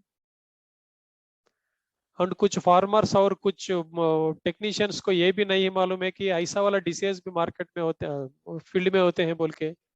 है अनाप्लाज्मोसिस इज आइडेंटिफाइड आइडेंटिफाइड डिसीज है। बबेसियस इज आल्सो आइडेंटिफाइड डिसीज है। और कुछ स्किन इन्फेक्शंस तो आप सबको मालूम है, स्केबीज। स्किन इन्फेक्शंस के लिए हमारे इंडिया में वैक्सीन नहीं है। मगर ये पूरा वैक्सीन दूसरे राष्ट्र, दूसरे देशों में, इन अदर कंट्रीज ये पूरा वैक्सीन अवेलेबल है, इंडिया में नहीं है। तो वैक्सीनेशन कैलेंडर क्या होता है? तो जो भी वैक्सीन इंडिया में अवेलेबल है, जो 9 वैक्सीन अवेलेबल है, वो वैक्सीन को कब करना है, कौन सा सीजन में करना है, एक बार देखते हैं। सो इनफैक्ट ये तो बहुत कंफ्यूजिंग होते हैं। सो इंडिया में तो जो वैक्सीन अवेलेबल हुआ वो पिछले 30-40 ईयर से ही हुआ है। इससे पहले इतना वैक्सीन मार्केट में नहीं था, वो डिवर्मर्स भी नहीं था। मगर ये तो बहुत कंफ्यूजिंग की चीज होती है। ये वैक्सीन बोले तो क्या है, इससे पहले मैंने तो बोला था। ये क्यों देना है और कब देना है, तो बहुत कंफ्यूजिंग होता है। जो नया नया फार्मर्स फार्मिंग में आते हैं, वो लोगों के लिए तो बहुत कंफ्यूजिंग होते हैं, इसीलिए भी ये नेग्लेक्ट किए जाते हैं। सो कैसा करना, कब करना, क्यों करना, ये मालूम ही है तो कर सकते हैं। अगर आपको ये तीनों में एक ही चीज मालूम नहीं है तो आप नेग्लेक्ट करते हैं। चलो देखते हैं, जब डिसीज आते हैं तब एक टेरामाइसिन दे देते हैं, नहीं तो जो भी एंड्रोफ्लॉक्सासिन दे देते हैं, अच्छी हो जाएगा बोल के समझ लेते हैं। It is because of confusing only. And जिसको ये मालूम है, कब करना है मालूम है, कैसा करना है मालूम है, क्यों करना है मालूम है, मगर वो एक कैजुअल एक्टिविटी के जैसे कर लेते हैं। But it is not a casual activity जो साधारण विषय बोल के ले लेते हैं, इसीलिए वैक्सीनेशन फेलियर्स होते हैं। आपने वैक्सीन दिया है, मगर जो जिस तरीके से देना देना है वो तरीके से आप नहीं दिए तो फेलियर हो जाता है। सो अगर आप वैक्सीन के ऊपर जो भी एक्सपेंडिचर किया है, जो आदमी टेक्नीशियन वैक्सीन देने के लिए आया है, इसको कुछ भी पैसे कुछ देते हैं, तो पूरा वेस्ट हो गया और मोर्टालिटी शुरू हो गया, डिसीज आ गया। तो वैक्सीनेशन फेलियर नहीं होना चाहिए फार्मिंग में। अगर वैक्सीनेशन फेलियर हुई है तो डिसीज बीमार आ जाएगा, बीमार आए तो मोर्टालिटी हो जाएगा, मोर्टालिटी है तो प्रोडक्शन कॉस्ट बढ़ जाएगा, प्रोडक्शन कॉस्ट बढ़ जाएगा तो आपका नेट इनकम कम हो जाएगा। ये एक लिंक्ड लिंक्ड चेन सिस्टम के जैसे होते हैं। सो वैक्सीनेशन कैलेंडर क्या होता है, तो आप सबको मालूम हुए होंगे वैक्सीनेशन कैलेंडर बोले तो। इसके ऊपर मैं एक 2-3 मिनट ज्यादा टाइम ही लेगा, क्यों बोले तो आप सब लोगों को एक्सपीरियंस करना। एज ए सीनियर वेटेरियन, मैं 32 ईयर से फील्ड में कर रहा हूँ। इसके लिए पूरी तरह समझ में आना अच्छा है फार्मर्स के लिए। जो पार्टिसिपेंट्स है, अराउंड 78 पार्टिसिपेंट्स है आज का वेबिनार में, ये पूरा पार्टिसिपेंट्स में सीनियर्स फार्मर्स भी होंगे, कुछ वेटरनेरियंस भी होंगे। मगर मैं इसके ऊपर ध्यान आप लोगों को भी ध्यान देने के लिए बोल रहा हूँ, और मैं भी ध्यान दे के बोलता हूँ। ये एक कैलेंडर है। देखिए, जनवरी मंथ, अप्रैल, जुलाई, और डेट ऑफ बर्थ, जो पैदा होते हैं वो दिन, जो पैदा होते हैं वो दिन पहले पहले टेटनस टॉक्साइड देने के लिए बोल रहा है। क्यों देना है टेटनस टॉक्साइड? अगर माँ को टेटनस टॉक्साइड वैक्सीन नहीं मिले तो, आप अच्छी तरह सुनिए, अगर माँ को टेटनस वैक्सीन नहीं मिले तो माँ का कोलोस्ट्रम पीने से बच्ची को टेटनस का एंटीबॉडीज नहीं मिलेगा। इसीलिए पहले दिन टेटनस टॉक्साइड देने के लिए बोलते हैं। अगर माँ को टेटनस वैक्सीन रेगुलरली मिल रहा है तो पहले दिन देने की जरूरत नहीं है। ये 2 महीने के बाद दे सकते हैं। क्यों बोले तो जो जो एंटीबॉडीज माँ से मिलता है कोलोस्ट्रम से, वो पहला 45 to 60 डेज तक बच्ची को प्रोटेक्ट करते हैं। और जनवरी जनवरी में पीपीआर देने के लिए बोला है ये चार्ट में। इसको 3 साल में एक बार रिपीट करने के लिए भी बोल रहा है। और पॉक्स को जो मैन्युफैक्चर जैसा बोलता है वैसा देने के लिए बोल रहा है, एनुअली दे देना साल में एक बार। नहीं तो जैसा जो भी वैक्सीन आपने जो कंपनी से लेते हैं, जो कंपनी वाले जैसा बोलते हैं वैसे बोने के लिए बोल रहे हैं। और HS&ET अप्रैल में बोल रहे हैं। अप्रैल में HS&ET 6 महीने में एक बार देने के लिए बोल रहे हैं। और blue tongue foot and mouth ये भी जुलाई में देने। ऐसा क्यों बोल रहा है? जनवरी में क्यों देना है पीपीआर? क्यों जुलाई में नहीं दे सकते हैं? क्यों बोले तो PPR and poxin are live virus. ये लाइव वायरस को हम कोल्ड चेन में देना ही सजेस्टेड है। वो जानवर में सीजन सपोर्ट करता है, इसलिए नहीं वो पूरा संवत्सर में, वो पूरा ईयर में पहले महीने में पीपीआर देना ऐसा नहीं है। January is the first month of the year according to English calendar. जो पहले पहले महीने में पीपीआर देना ऐसा नहीं है। जो सीजन के वजह से सीजन सपोर्ट करते हैं बोल के पीपीआर वो सीजन में देने के लिए बोल रहे हैं। अगर एक नया फार्मर है, नया फार्मर पहले पहले जुलाई में शुरू किया है फार्म। जी आप लोग जरा ध्यान से सुनिए, मैं एक एग्जांपल भी देता हूँ। एक आदमी ने बहुत नुकसान में चले गया ऐसा वाला कैलेंडर को देख के। एक फार्मर ने जुलाई में फार्म शुरू किया है, वो एरिया में पीपीआर है, वो एरिया में जो एरिया में उन्हें फार्म लगाया था वो एरिया में पीपीआर ज्यादा है। सो फार्म में आते आते ही उन्हें क्या क्या देखा था? कैलेंडर को देखा था। कैलेंडर को देख के हम तो ब्लू टंग देना है जुलाई, क्यों बोले तो ये जुलाई मास है। उन्हें ब्लू टंग दे दिया। वो एरिया में ब्लू टंग डिसीज ही नहीं है जी। कुछ डिसीज ऐसा होता है, कुछ जगहों में ज्यादा होता है, कुछ जगहों में होते ही नहीं। इसी अगर आप महाराष्ट्र ले लीजिए, जो डिसीज कोंकण एरिया में होता है वो अमरावती में एरिया में होता ही नहीं। कुछ डिसीज पुणे पुणे रीजियन में होते हैं, वो डिसीज नासिक रीजन में होंगे नहीं। और कुछ डिसीज नागपुर में होते हैं वो सीजन में, वो डिसीज अमरावती में नहीं दिखेगा आपको। जो जहां जगह में उन्हें फार्म लगाया था वो फार्म में, वो एरिया में पीपीआर का प्रिविलेंस है, एंडेमिक एरिया बोलते हैं। उन्हें ब्लू टंग दे दिया, एफएमडी दे दिया। मरे देने के बाद 15 दिन में एनिमल्स को पीपीआर इफेक्ट हुआ। पीपीआर इफेक्ट हुआ तो क्या होता है आप सबको मालूम है। से कम 30 to 40% तो मोर्टालिटी होते हैं। और वो भी नया नया फार्मर है। जब फार्म में एनिमल्स को लेके आते ही एक ही महीने में, पहले महीने में 30-40% मर गए तो क्या कैसा होगा?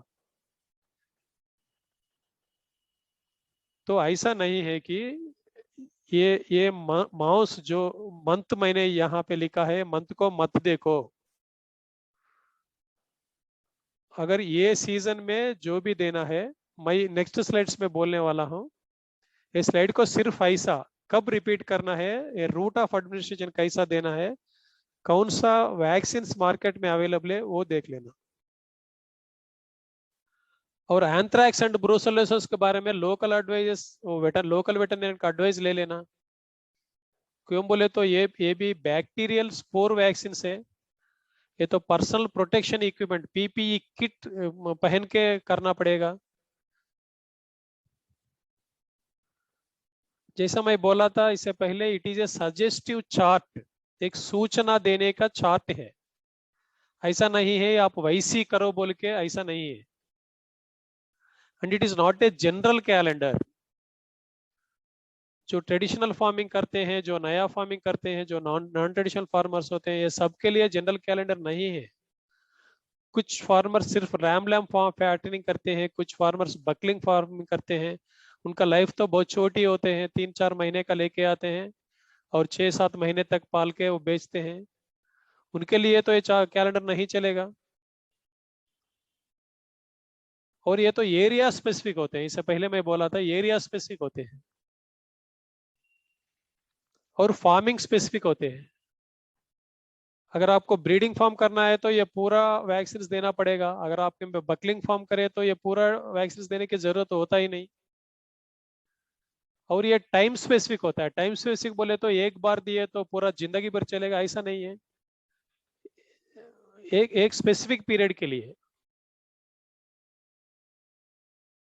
बट जो मेरा एडवाइस है, मैं 32 इयर्स एक्सपीरियंस है आप सबको बोल रहा हूँ, इट इज अप्लाई एडवाइज्ड। मैं एडवाइस कर रहा हूँ जो जो वैक्सीन अवेलेबल है वो पूरा वैक्सीन देने के लिए, मगर दो कंडीशन है।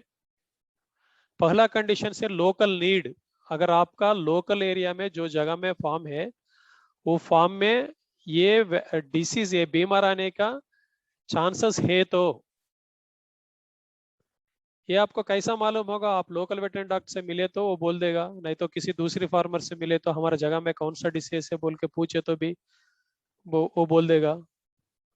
एंड एज पर प्रायोरिटाइजेशन, सी अगर आप वेटरनरी डॉक्टर के पास जाए तो वो, एक एग्जांपल दे रहा हूँ, सर ये एरिया में कौन सा डिसीज है, मैं एक नया फार्म खोलने वाला हूँ, मुझे कुछ एडवाइस दीजिए बोल के आप गए तो डॉक्टर के पास, अगर वो ऐसा बोले समझ लेंगे। एक एक बोला था पीपीआर भी है हमारे जगह में, और पाक्स भी है हमारे जगह में, और ईटी भी है हमारे जगह में। ईटी भी है, पाक्स भी है, पीपीआर भी है।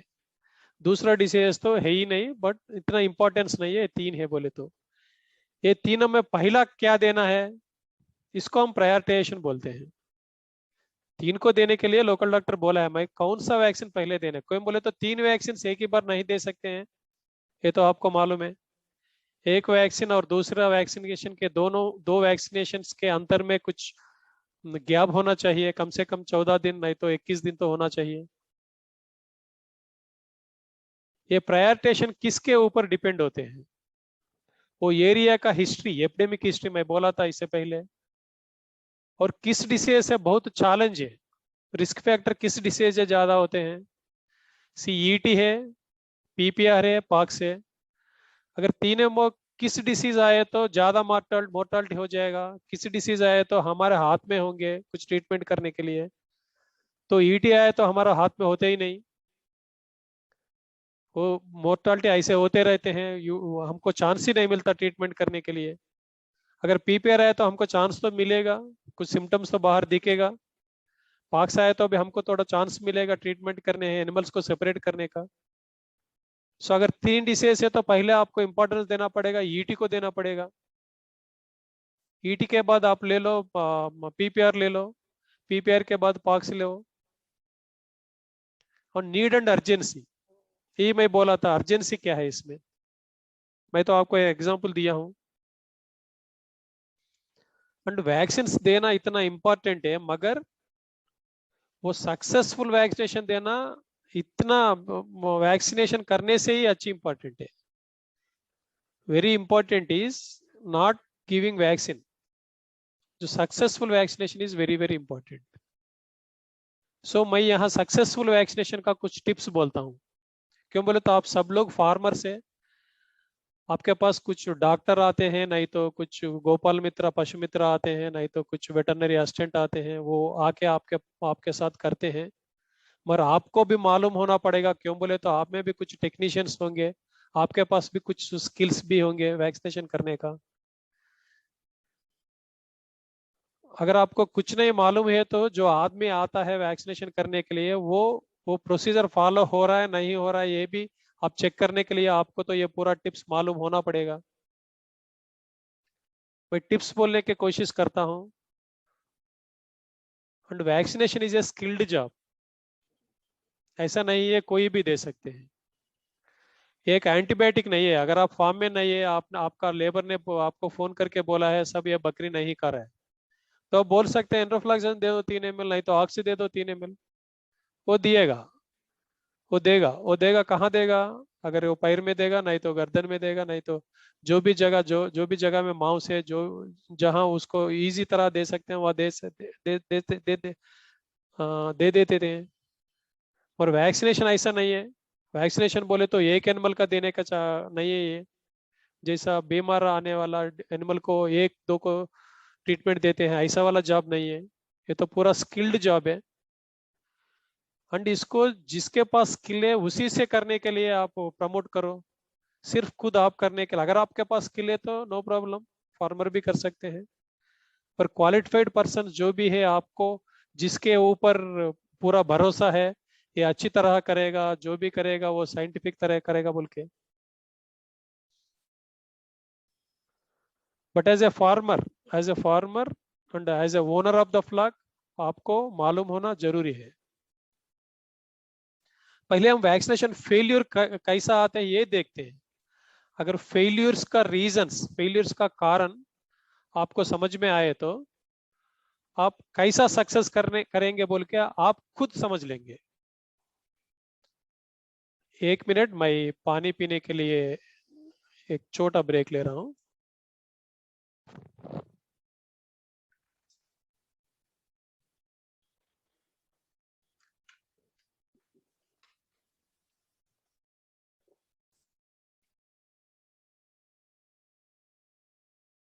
Thank you.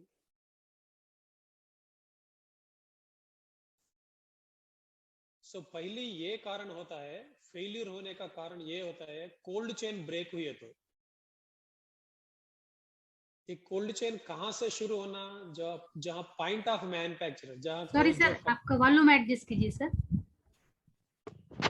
हेलो, नवीज okay. Sir it's okay, please continue.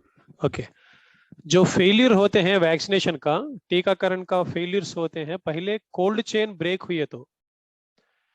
ये कोल्ड चेन कहाँ से इसको चेन इसीलिए बोलते हैं, चेन बोले तो आपको मालूम है एक के साथ एक ऐसा छोटा छोटा लिंक होके रहते हैं, इसको कोल्ड चेन बोलते हैं। ये कहाँ से शुरू होना, मैन्युफैक्चरर से शुरू होना कोल्ड चेन।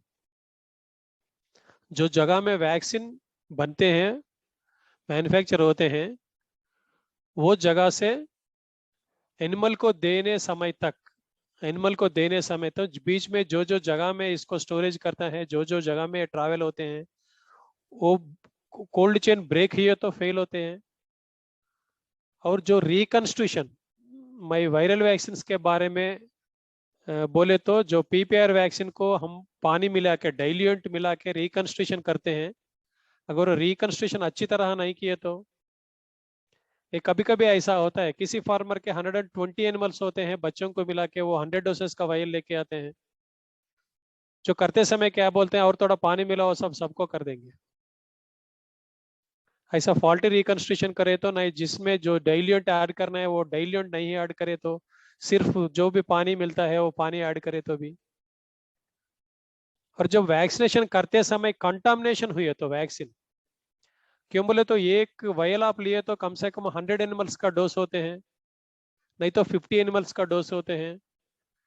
जो पहला एनिमल को आप जितना कोल्ड चेन से देते हैं, वो लास्ट एनिमल जो वायल में 50th एनिमल, लास्ट एनिमल को वैक्सीन देते हैं ना, वो लास्ट डोज भी वही कोल्ड चेन में मेंटेन होना जरूरी है।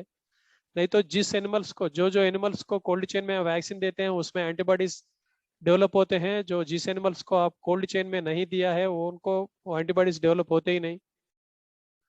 और अंडर डोसेज, एक 1 ml देना है तो आप 1.1 ml ले लो सिरिंज में। क्यों बोले तो जो भी थोड़ा नीडल में चले जाए, नीडल में वेस्टेज हो जाते हैं। एग्जैक्टली 1 ml दे के नहीं लेने। 100 डोसेस बोले तो सिर्फ 100 डोसेस देने के लिए मत सोचो, वो 90-95 भी कर सकते हैं। और रॉन्ग साइट ऑफ इनॉकुलेशन, मुझे सिर्फ 1 वीक बैक एक बैड एक्सपीरियंस आया था। बैड एक्सपीरियंस नहीं, एक बैड एक्सपीरियंस किसी डॉक्टर ने शेयर किया था।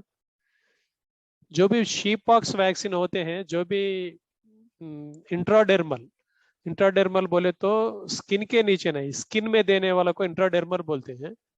स्किन के नीचे दिए तो सबक्यूटेनियस बोलते हैं, और माउस में दिए तो इंट्रामस्कुलर बोलते हैं। जो इंट्राडर्मल देना है तो जो चमड़ा इतना पतला होता है, आप सबको मालूम है, इतना स्किल की जॉब है वो। पॉक्स पॉक्स वैक्सीनेशन बहुत स्किल की जॉब है।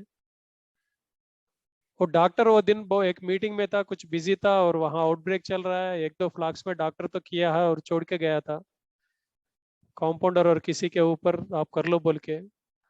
उनको कुछ साइट प्रॉब्लम था, वो एज्ड था और वो इतना अच्छी तरह नहीं देख के नहीं कर सकता था। उन्हें क्या कर दिया, इंट्रामस्कुलर दे दिया शीपॉक्स। ऐसा वाला रॉन्ग सेट ऑफ इनोकुलेशन, जो जगह में देना है वही जगह में देना है। जो वैक्सीन को सबक्यूटेनियस देना है सबक्यूटेनियस ही देना है। जो वैक्सीन को इंट्रामस्कुलर देना है जैसा कंपनी वाला बोलते हैं वैसे ही आप कर लेना।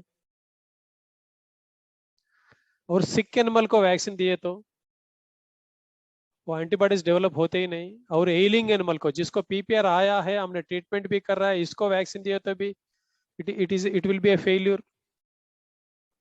और फाइनली एनिमल के पेट में अंतर परान्न जीवी हुए तो इंटरनल पैरासाइट्स ये होते हो। सी आपने अच्छी तरह कोल्ड चेन मेंटेन कर दिया, रिकंस्ट्रक्शन भी अच्छी तरह किया है, कंटामिनेशन भी नहीं था, अंडरडोज भी नहीं था, जो जगह में देना है वही जगह में दिया है, पूरा हेल्दी एनिमल्स को दिया है, मगर एनिमल्स में इंटरनल पैरासाइट्स है। So it will lead to failure of vaccination. अगर ये जो पॉइंट्स मैंने बोला है 7 पॉइंट्स, इसको अच्छी तरह समझ लिए तो आपको सक्सेस कैसा करना है ये तो मालूम हो जाएगा, ऑटोमेटिकली मालूम हो जाएगा। सी वैक्सीनेशन की प्रक्रिया में जो अंश इंपॉर्टेंट है, पहला ये वैक्सीन है, और वैक्सीन में तो प्रोक्यूरमेंट और storage, these two are important points. दूसरा होता है टेक्नीशियन जो देने वाला, तीसरा होता है cold chain, fourth one is deworming, and fifth one is post vaccination care. This is another very important topic.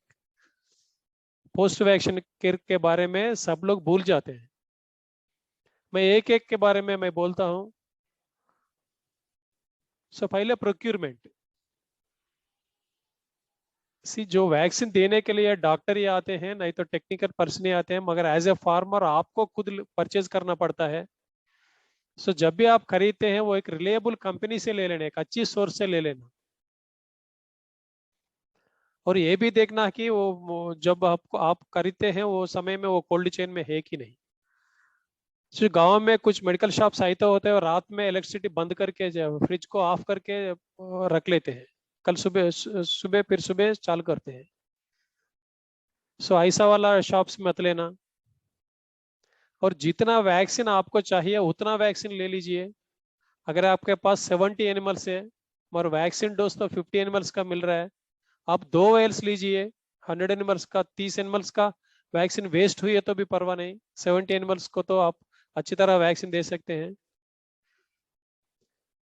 जो भी किल्ड वैक्सीन होते हैं, जो ईटी, ब्लू टंग, एचएस, जो भी किल्ड वैक्सीन है जिसको डाइल्यूशन करने का जरूरत नहीं होता है, ऐसा वाला वैक्सीन फ्रीज्ड है तो जब आप खरीदते समय वो एक आइस के जैसे बन के है, ऐसा वाला वैक्सीन मत लेना।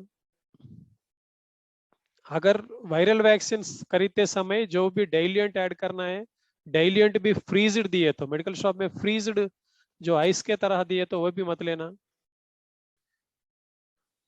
जो ही जगह में आप ले रहे हैं वहां प्रॉपर कोल्ड चेन है कि नहीं ये देख लेना।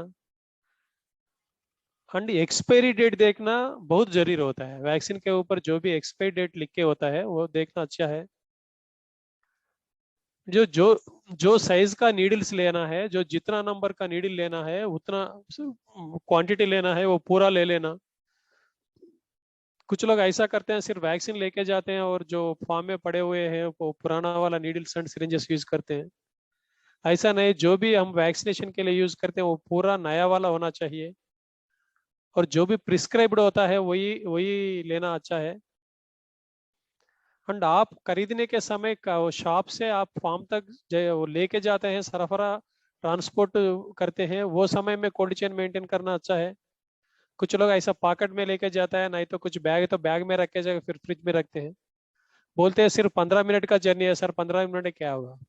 15 मिनट में आपको कुछ नहीं होगा, जो एनिमल को आप वैक्सीन देते हैं वो एनिमल को नुकसान होगा और जो फार्मर को नुकसान होगा। और store and vaccine in prescribed वो रिकंस्ट्रक्शन तक जब तक रिकंस्ट्रक्शन करते हैं और जब तक इसको खत्म करते हैं रिकंस्ट्रक्शन के बाद, तब तक ये तो कोल्ड चेन में मेंटेन होना जरूरी है। और इसके साथ साथ जो सिरेंजेस एंड नीडल्स यूज करते हैं इसको भी रेफ्रिजरेशन में रखना। This is another important point. जो जो सिरिंजेस एंड नीडल्स यूज करते हैं इसको भी रेफ्रिजरेशन रखना जरूरी है।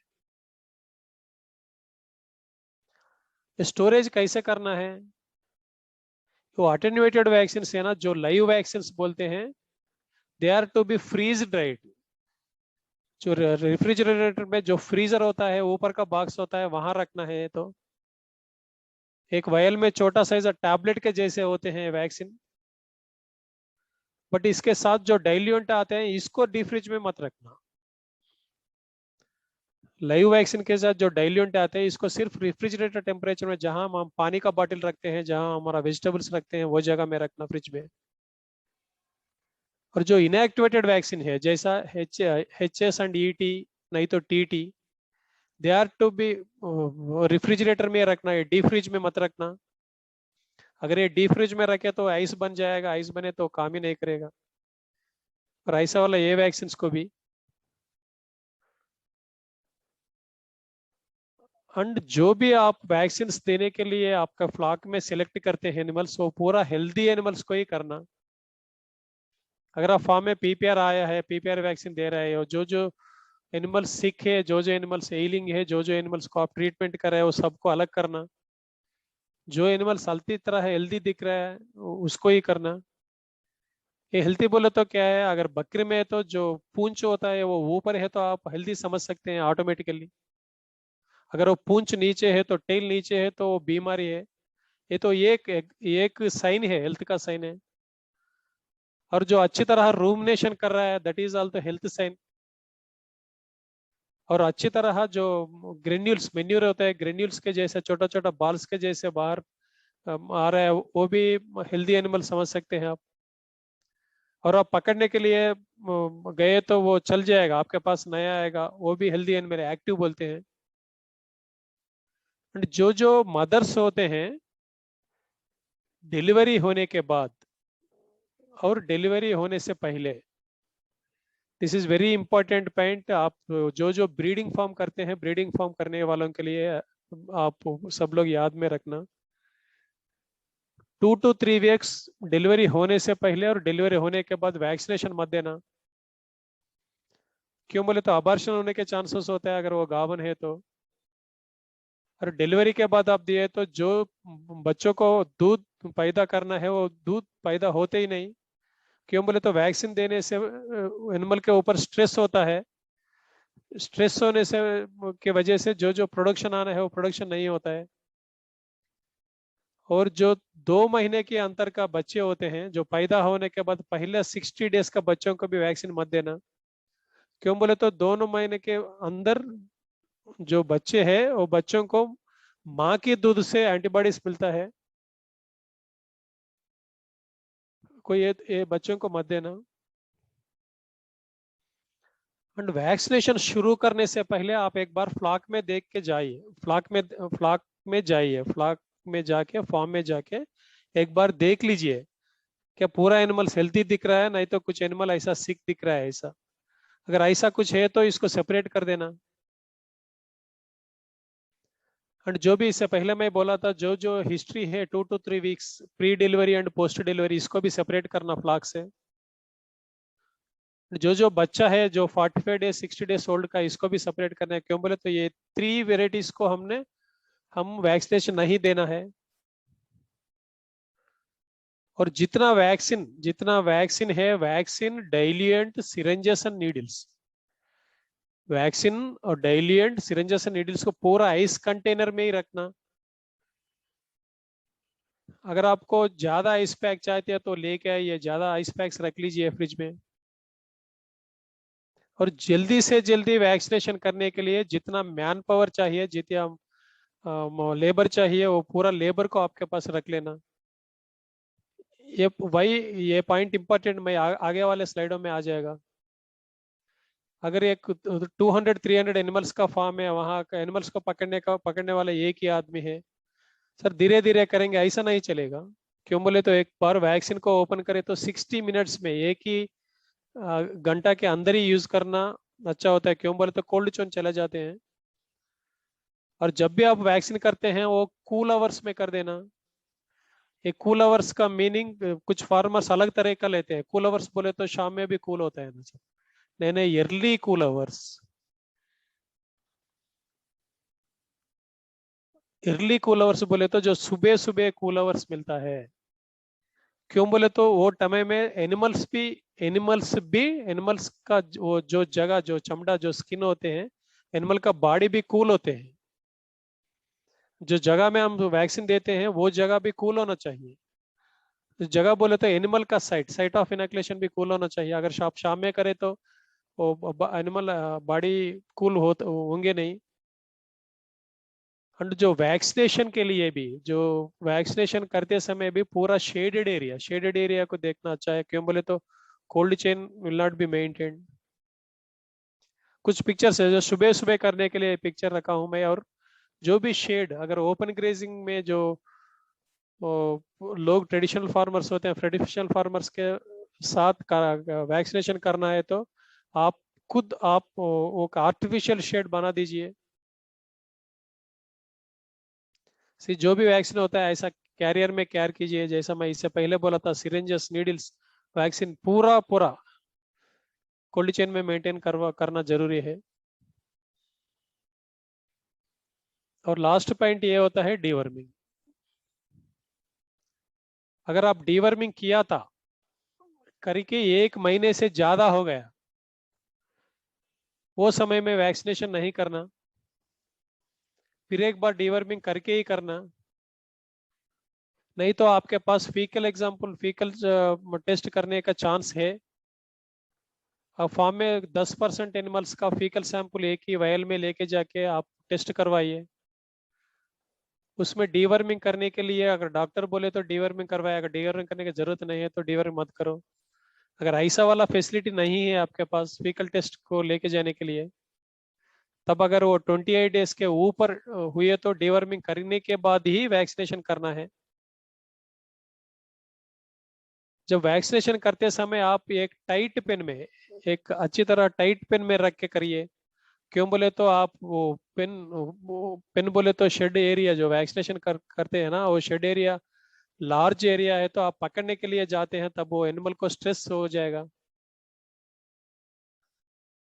पहले पहले लैम्प्स को कर देना, जो 2 महीने के ऊपर होते हैं, पहले पहले लैम्प्स को करके बाद में अडल्ट को करना। क्यों बोले तो पूरा एक ही फ्लॉक में है तो आप बड़े वालों को पकड़ने के लिए गए तो वो भागते रहते हैं। अगर जो भागते समय बच्चों को कुछ इंजरीज भी हो सकते हैं। जो वैक्सीन करते समय मिनिमम मिनिमम स्ट्रेस में रखने की कोशिश कीजिए। पर्टिकुलरली 3-4 महीने का प्रेग्नेंट होते हैं, 3-4 महीने का प्रेग्नेंट को अच्छी तरह पकड़ना अच्छा है। ये पूरा एक शेड शेड बना लीजिए और फार्म में जाके जिस जिसको सेपरेट करना है सेपरेट कर लीजिए, और ये एंक्लोजर को टाइट कर दीजिए। ये पूरा करने के बाद ही आप वैक्सीन को रिकंस्ट्रक्ट कीजिए, वैक्सीन को मिलाइए। नहीं तो क्या होगा, आपने वैक्सीन मिलाया वो ये पूरा करने में और आधा घंटा चले गया, तो आप वैक्सीन शुरू करने के लिए और रिकंस्ट्रक्ट करने के बाद एक आधा घंटे के बाद शुरू करें तो 60 मिनट्स में आप खत्म नहीं कर सकते हैं। जो कोल्ड चेन होता है, जो फर्स्ट इनोकुलेशन बोले तो अगर फ्लॉक में 100 एनिमल्स है तो पहला एनिमल को जितना टेम्परेचर में आप वैक्सीन करते हैं, लास्ट एनिमल को भी वही टेम्परेचर में वैक्सीन करना है। जो वैक्सीन को रिकंस्ट्रक्ट किया है, रिकंस्ट्रक्टेड वैक्सीन को भी शेड चाहिए। एंड वैक्सीन वायल को जब आप वैक्सीन निकालने के लिए आप पकड़ते हैं तब वो नेक के एरिया में पकड़ना है।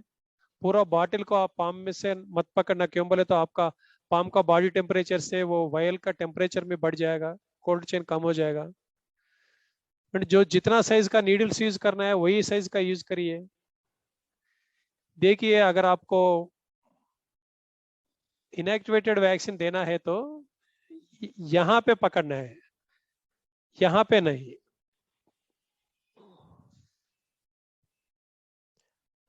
ये मई एक बॉम्बे में ये वैक्सीनेशन कर रहा था।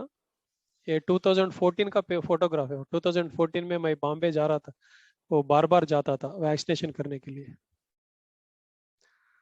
और जो भी नीडल से, सी नीडल का कलर के देख के ये आपको बोलना पड़ेगा। This is very very important for farmers. See जो येलो कलर का होता है वो 20 नंबर का है, जो ग्रीन का होता है वो 21 नंबर का है, इसको ये ब्राउन कलर का होता है 22 नंबर का है, जो ब्लू में होता है वो 23 नंबर का है। अब जब भी यूज करते हैं वो 1 इंच का नीडल ही यूज करना, ऐसा वाला नीडल मत यूज करना। Don't use this type of needle, this is for intravenous injection only. Animals में, शीप एंड गोट में आईवी देने के लिए यूज करते हैं 21 एंड 1.5 इंच। और जो भी हम वैक्सीन के लिए यूज करते हैं सिर्फ 23 एंड 24, 22 एंड 23 ओनली। ये 23 नंबर का अडल्ट में यूज करते हैं, 23 बच्चों में यूज करते हैं। और इंट्राडर्मल जो स्किन में, स्किन के अंदर ही देना है तो 26 नंबर का यूज करते हैं, ऐसा वाला। So this is very very important, otherwise under dose भी हो जाएगा, ओवर डोज भी हो जाएगा, और जो भी आप वैक्सीन देते हैं वो बाहर ही आ जाएगा।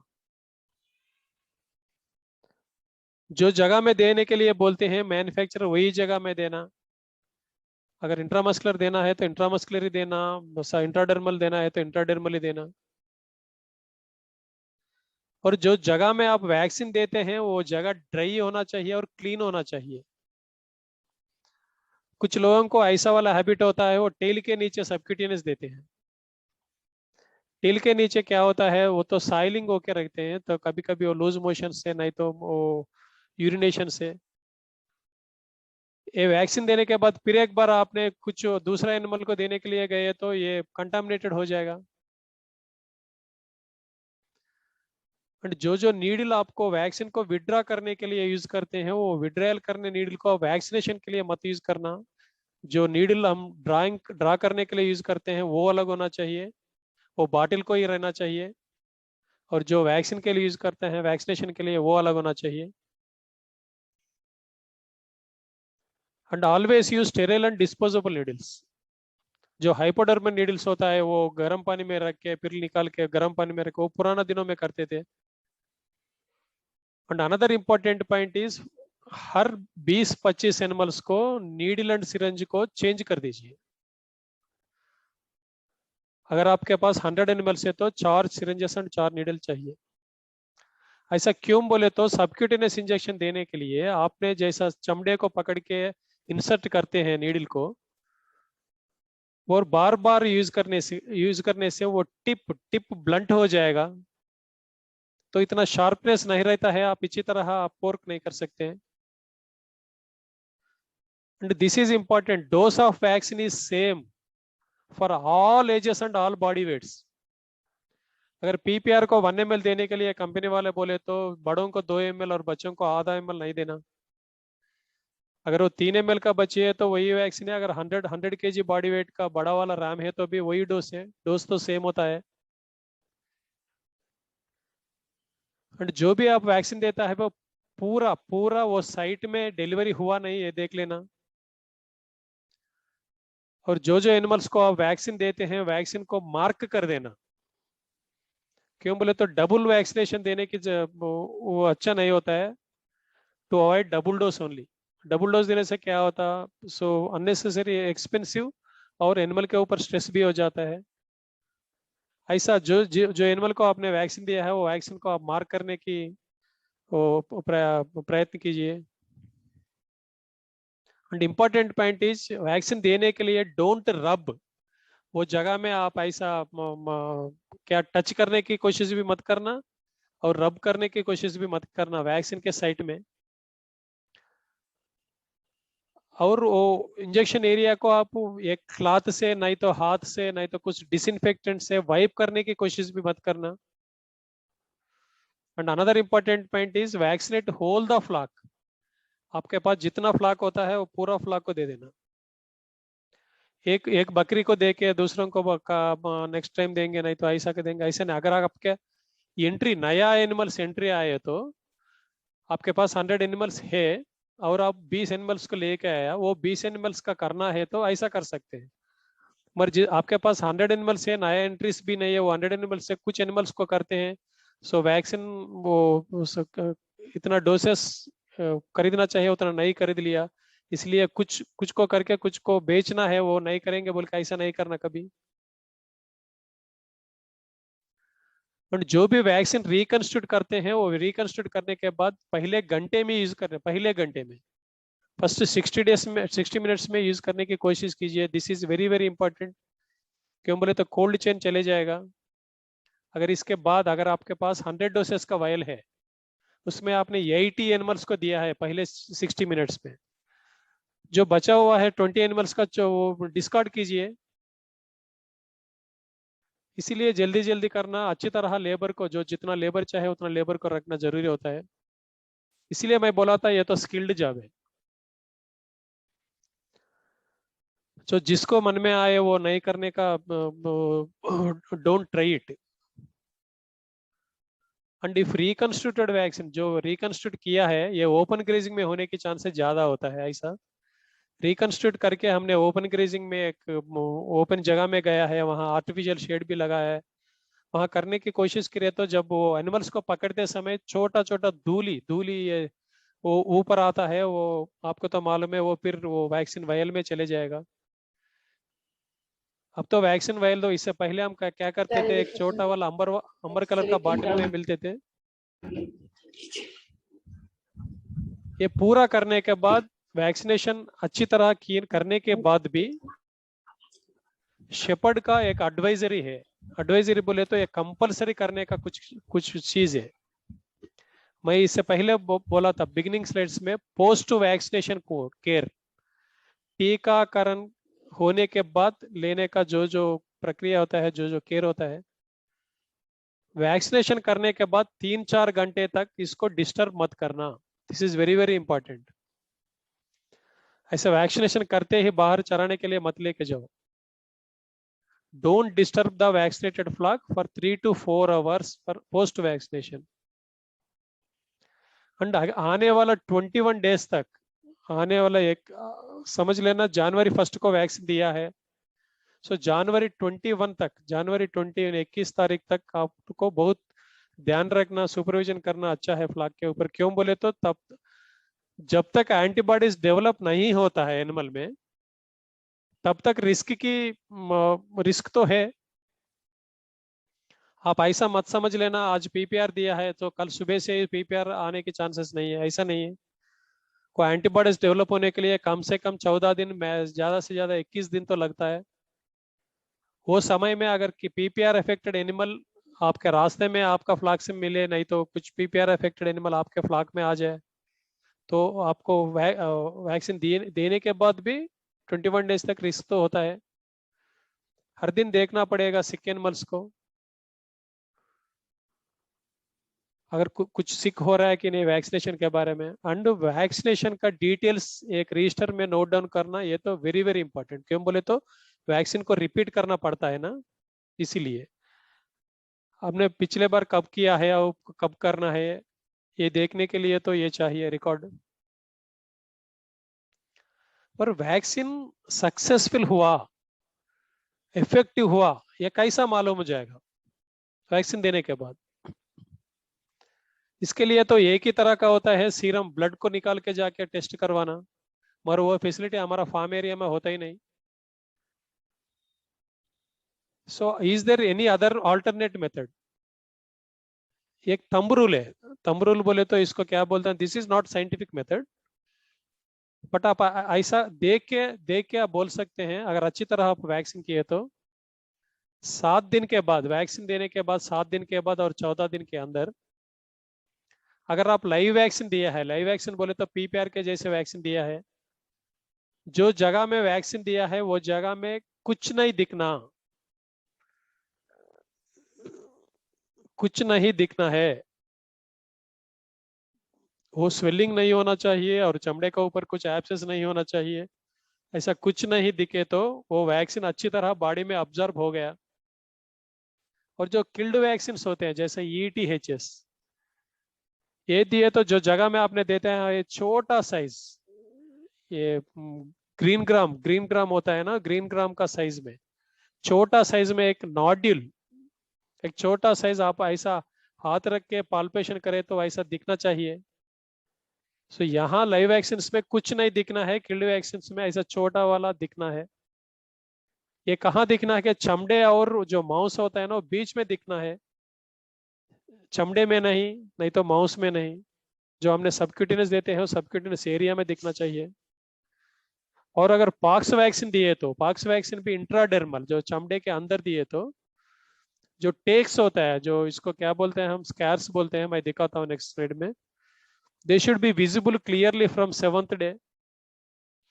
इन few cases they may be visible after 3-4 days also, 3-4 दिन के बाद भी वो दिखता है ऐसा वाला। And this is the area, vaccine देने का जगह भी यही है। सी पूरा ईयर को आप 3 पार्ट्स करे तो lower part, third lower part,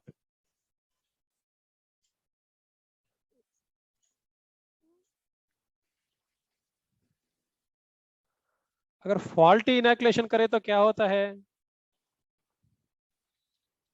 hello doctor Meera madam, hello. Yes, sir. Yes, sir. So visible है ना, audible and visible? It's visible, sir.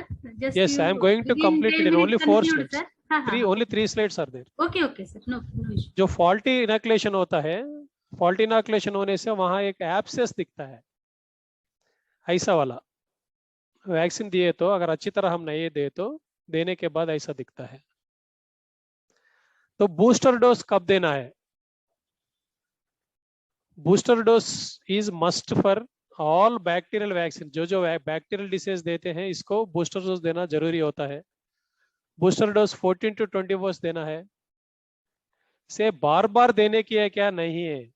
जो पहली बार बच्चों में पहली बार ईटी वैक्सीन देते हैं, नहीं पहली बार एचएस वैक्सीन देते ना, तब भी बूस्टर की जरूरत होता है। जो 6 महीने के बाद दूसरी सेकंड टाइम रिपीट करते हैं तब देने की जरूरत नहीं है।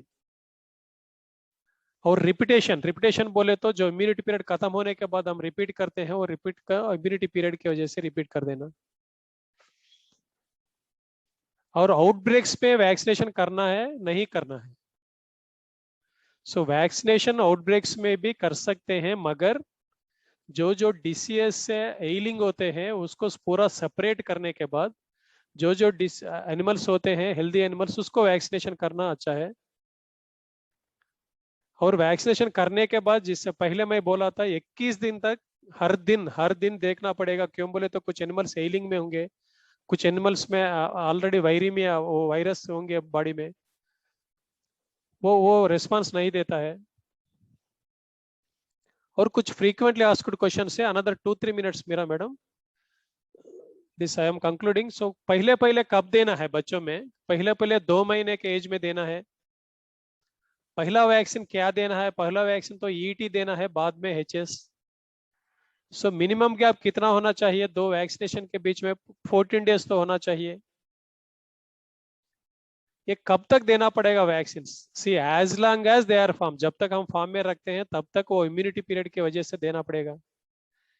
इस डीवर्मिंग मैंडेटरी, डीवर्मिंग करना जरूरी है क्या टीकाकरण के पहले? Yes, it is mandatory.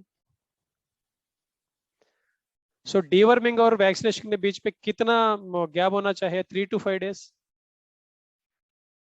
ये दोनों में एक ही बार कर सकते हैं क्या? अगर deworming vaccination in generally no, but अगर इमरजेंसी है तो कर सकते हैं। मगर स्ट्रेस होता है एनिमल के ऊपर, स्ट्रेस को कम करने के लिए कुछ एक्स्ट्रा दवा सप्लीमेंटेशन देना पड़ेगा।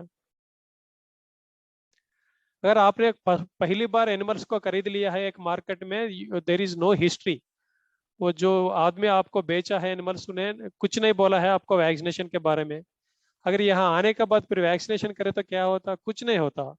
जो टाइम से आप वैक्सीनेशन करते हैं वही इस टाइम से आपको इम्यूनिटी शुरू होता है।